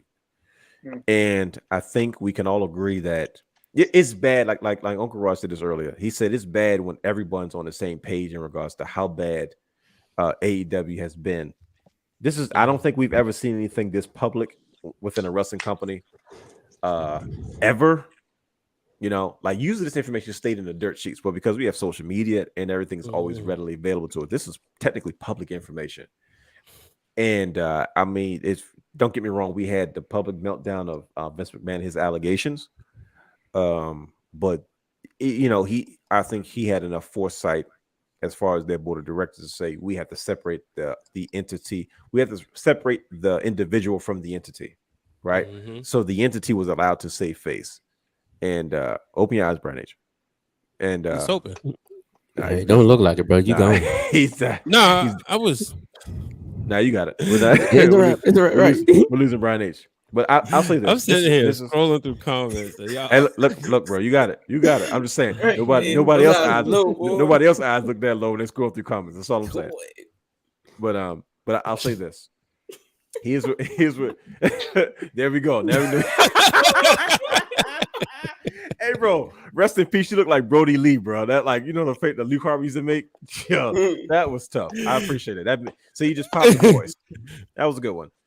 But I'll say this and then we'll wrap up because I know it's late, man. We've been burned. We just hit the 2-hour mark, which is excellent, and we got all 10 eyes on the product. The Grand Slam Tournament of Champions. It's just to crown a new world champion. We have Hangman Page versus Bryan Danielson. Oh, that's perfect. Thank you, sir. See, always. Well, let me update it because this is the only thing we find. So, Danielson beat Page. So this was okay. So this was tonight. Okay, I see. Yeah, this is tonight. Danielson beat Page.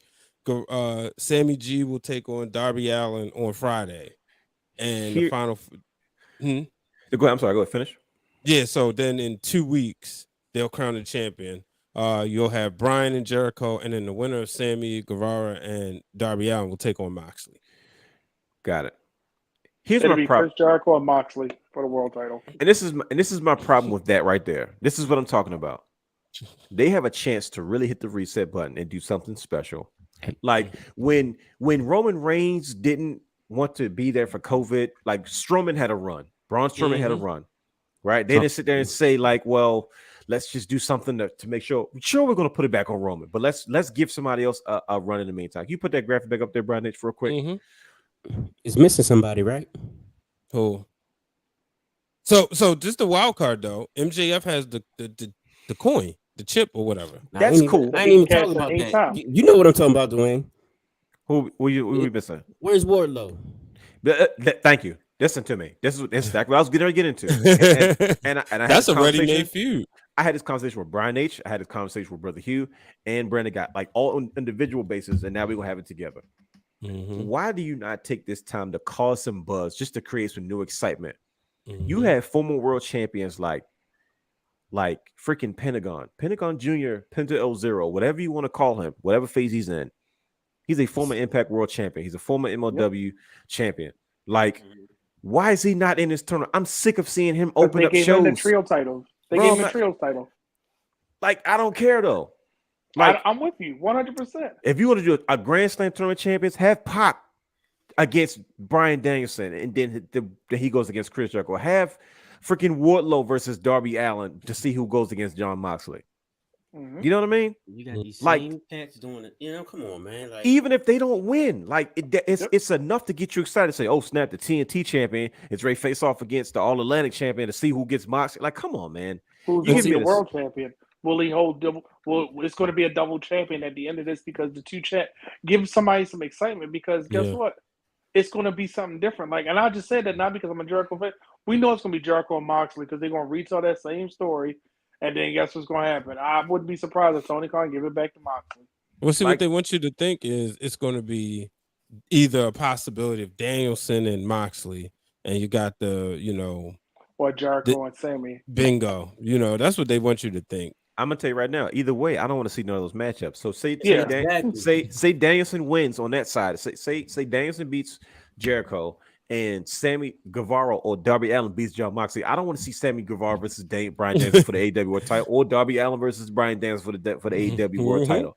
Like, come on, man, give me a big and match it's going to be feel. Moxley and Yeah. you really think it's going to be Moxley and Daniel Bryan? And I'm tired of seeing them too. I'm tired of seeing them too. Like I'm saying this right now on record. Brian, you can dispose of it now.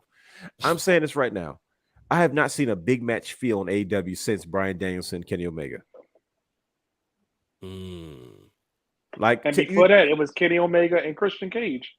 Like for the unified titles, like a big match feel. Like seriously, like, and I'm talking about something I haven't seen. And they hurry up and gave it to us. Like I'm talking about something I have not seen before. Yeah. Right. So now this is what they're getting. And this is the stuff that I'm talking about, because I don't want to. Like I said, because Warlow wins the title, MJF come down, want to cash it in. Holy easy. crap. Easy. TNT and a champion. And look, he's the double champion. No, see, I'm not doing all that. No, you ain't got to do all that. See, that's where Brandon goes too far. I'm saying you would. No, I'm asking you. Would you let him keep it? Oh no, he got to drop that somehow, some way, because now what you do, you open up another opportunity for another star to come up. So he would drop it before the tournament, or he would drop it during the tournament. He would have to drop it before somehow, some way. But he wouldn't look. Would you make him look weak? Wouldn't that make him look weak then? No, he dropped the title. Nope. Because I'm gonna tell you what you do. Have him drop the title. That's the risk. Like, yo, if you drop this title, that's the only way you get in this tournament. You got to make the title vacant, relinquish right? it. Yeah, relinquish like it. give it up. When you say drop, I'm thinking that he's losing the belt. You know what? You're absolutely right. You're right. You're absolutely right. Right. So relinquish the title. Right. Go into the match, win it. Let MJF cash in, whatever you want to call it. Cheat. Do whatever you got to do. Get him out of there. And then let him re-enter the title, the whatever thing they want to do for the TNT, because now he's got to chase and get that title back. You know what I mean? Like, or he can chase the world title. Don't let him chase back to TNT. That's let another him go after thing. the world title. That's another thing. And then have options. That's the thing. You have that's options. That's the whole point, brother. Here, you have options. You don't book yourself into a freaking corner like Cody Rhodes said. He's like, I made a mistake by making that stipulation of, well, if I lose this match, he was all dramatic. If I lose this match, I will never challenge for the AEW. Like, bro, you booked yourself into a corner. You that was long. Remember, they said the TNT title was going to be equal to the world title. And I was like, come on now. Bro, this is not 1985. It's not NWA, WCW. But when he said, I was like, y'all sound silly. First off, the belt wasn't even finished when it came out. It wasn't even done. I said, it had no gold plating. I said, come on now. Like, but no, okay, so now let me ask you this question. Would Pac have to drop his title too to enter the tournament? That could have been a good way to get the champion to give somebody else a chance too. Because you call it a Grand Slam champ, and there's nothing wrong. It worked for Impact when you had they could turn in an X Division title for a world title match. Remember, man, how many people went on to become world champion that way? Well, thing is too, you want to make people kind of forget what happened. Reason why you had to do the vacant title in the first place. Like, granted, it was COVID, so we didn't necessarily forget that Roman was going to get the belt, but it was nice to see Strowman. It was a change of pace. But we understood. We wanted Roman to take that time away. We said, no, you don't need to be we wanted him to take it off Goldberg, though, but they was both getting both men sucked. But, with this, when you in a time, like, Moxley came out there and said to him, when MJF started doing his trolling stick, he was like, now ain't the time. He's kind of like that big cousin that's out there, and you it's a family crisis, and you acting a fool, and that big cousin like, look, you better get out of here. It ain't the time for that. That's how Moxley acted. But if you think about it, if you put the title on MJF, or even if you put the title on Warlow, you're making people forget about CM Punk and the reason why you had to do that. Yep. I mean, and that makes absolute perfect sense at the end of the day. And go ahead. Why was Paige in the tournament? Why is he being rewarded for being a professional? Exactly. Figure out. Like this dude, he played a hand in all this other stuff. Well, because again, Tony Khan didn't check him, right? Tony Khan didn't. Nobody, like, I bet you, I can almost guarantee you, nobody had the conversation that we had about going as deep into Adam Page being responsible for all this. But is he being rewarded or did he get buried? Well, he didn't get suspended, but I'm saying this is what I'm saying. Like, nobody went that deep as we did because the conversation has been about the hands being thrown in CM Punk. So because, like you're saying, why is he getting rewarded? Well, it was just Yeah, like, that's the desperate. question. Like, You know. okay. So if he did throw hands, why you put him in this tournament though, bro? You got to sit this one out. You not get suspended. Take the pin. It's like you in high school. But Okay, that's no structure. but Because but they you he's got let to him get get away with that promo. He was in the match to get the pin, like in Like, the trios match. you guys caused the Dark Order to lose. He is the fall guy right now. Bro, listen to me though. You guys get suspended and you guys get detention. It's a lesser charge, but you had something to do with it, but not worth maybe getting suspension. But you had your hand in this too, right? So you get suspended, or you get detention, or you get in-school suspension. So yeah, we're not gonna send you home, but I'm not putting you in the Grand Slam Champions tournament just to lose. I don't care about that. Like, you're not there to do the job. You're not getting that opportunity. Well, clearly, you see the tournaments book like trash. I'm putting Pentagon exactly. Jr. I'm putting Pentagon Jr. versus Daniel Bryan for that. Like, that match by itself would have been like, yo, that'd have been worth the admission. Like that. Give me The the only thing payoff. I would have did, I would have put both of the brothers in there. I would have Ray Phoenix and Pentagon, because remember, they had that triple threat match, and you forget Ray Phoenix can go too. And what it does is it switches things up a little bit. It creates this buzz and excitement, because you're like, well, shoot, I don't know what the heck happens next. And I think that's probably what's missing the most from AEW right now. But man, this is brothers. I'm glad we had this. I'm glad we had this conversation. It That's needed. why you need to learn from Impact. Impact will build a star. Impact will build the world champion. And see, Impact has no pressure. Like, they stay within themselves. They're not trying to, like you said, they're not trying to do too much. They're not trying to compete. They said, look, their biggest competition in my mind is like NWA, and they share talent, so they're really not competing at the end of the day. They're both studio shows. They like you said, they focus on their guys. Like Josh Alexander is, they're trying to build him as a guy, and there's no. They don't have a high profile TV there that says, all right, we need to see Moose every 2 minutes, or to start the show in the middle of the show. Like, no, they're like, dude, we can kind of do what we want. We can kind of control how we navigate through this. They do what they do best. No, I'm not sure they don't, but yeah, I'm pretty sure nobody wants to see them every 2 minutes. But at the end of the day, brothers, like I said, I hope I hope the people got their money's worth today. Like, I appreciate you guys staying up and burning the old midnight oil. But this is a conversation we had. brother Brandon, the guy. We appreciate you coming on with us tonight, man. We knew we had to do this, and it was something that needed to be. The conversation will definitely continue, because we're still waiting to see all this play out. As of today, like I said, all the people that were involved were suspended and stripped of their titles, and there's a few things that, I do feel the Elite's relationship with Tony Khan is starting to sour. Business is business, but I don't know. Only time will tell. But ladies and gentlemen, we appreciate you staying up late with us, and if you're listening to this at a later date, we appreciate you tuning in to the end of the show. Next week, I'm sure we'll get back to our regularly scheduled program. We'll have plenty to get into, plenty to talk about, and I'm sure more will probably come from everything that's going on right now in the world of professional wrestling. Gentlemen, any last words? Just one thing. Remember, stay in the cut like a Band-Aid, like somebody said last week. Bro, he said, I'm in a cut like a Band-Aid. I heard that. That's about to become my tagline. He said, nothing. Stay in the cut like a Band-Aid. I turned to look at my phone and said, did he say what I think he said? I said, that thing over here. I gotta make you some type of cool t-shirt, like something with something cool on it. I might put that on a t-shirt, like stay in the cut like a Band-Aid, and just put has the third under it, because that's too smooth. But we gotta start like solidifying your coolness, like tangibly. Like, it's gotta be somewhere that we can, like, I want to wear a shirt that says that. It says has the third under it, and a little has this material sign. So then look out, it might show up at the shop. So if it's randomly on the store one day, you know where it came from.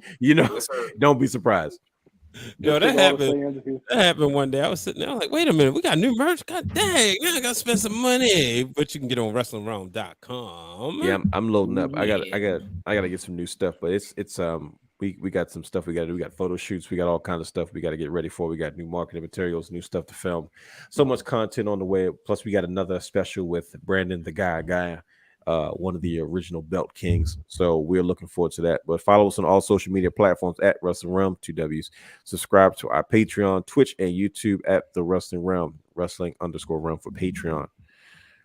Brandon, is there anything you like to plug before we get out of here? Anything you like to say, man? Appreciate you being our special guest while Brandon just holding on by a thread. No problem. Y'all always appreciate the invite. I appreciate you, brothers. Thank you again. Yeah, Trust me. And I look forward to our next special. This will not be the last time we'll do this, so stay tuned. So, ladies and gentlemen, we appreciate you. Y'all hitting that AEW show? DC? Anyone coming up soon? You know what? I'll My be there. mama once told me that AEW is not necessarily the place you want to be, because I just wish that maybe that one day AEW will figure things out. But you know what? As for me, the realness, I don't think I will be attending AEW anytime soon. You dig it? Well, thank you for the opportunity. Wait a minute. Thank you for the opportunity. Macho Man and Elvis at the same time. I was like, ooh. It's like Macho Man doing the Elvis impression. Right. Ooh yeah. Oh yeah. Made his beats do it, and I never heard the regular sound again. His brother was. This has been one Brother Out show. We appreciate you guys, ladies and gentlemen. We are out of here. Peace. Houston,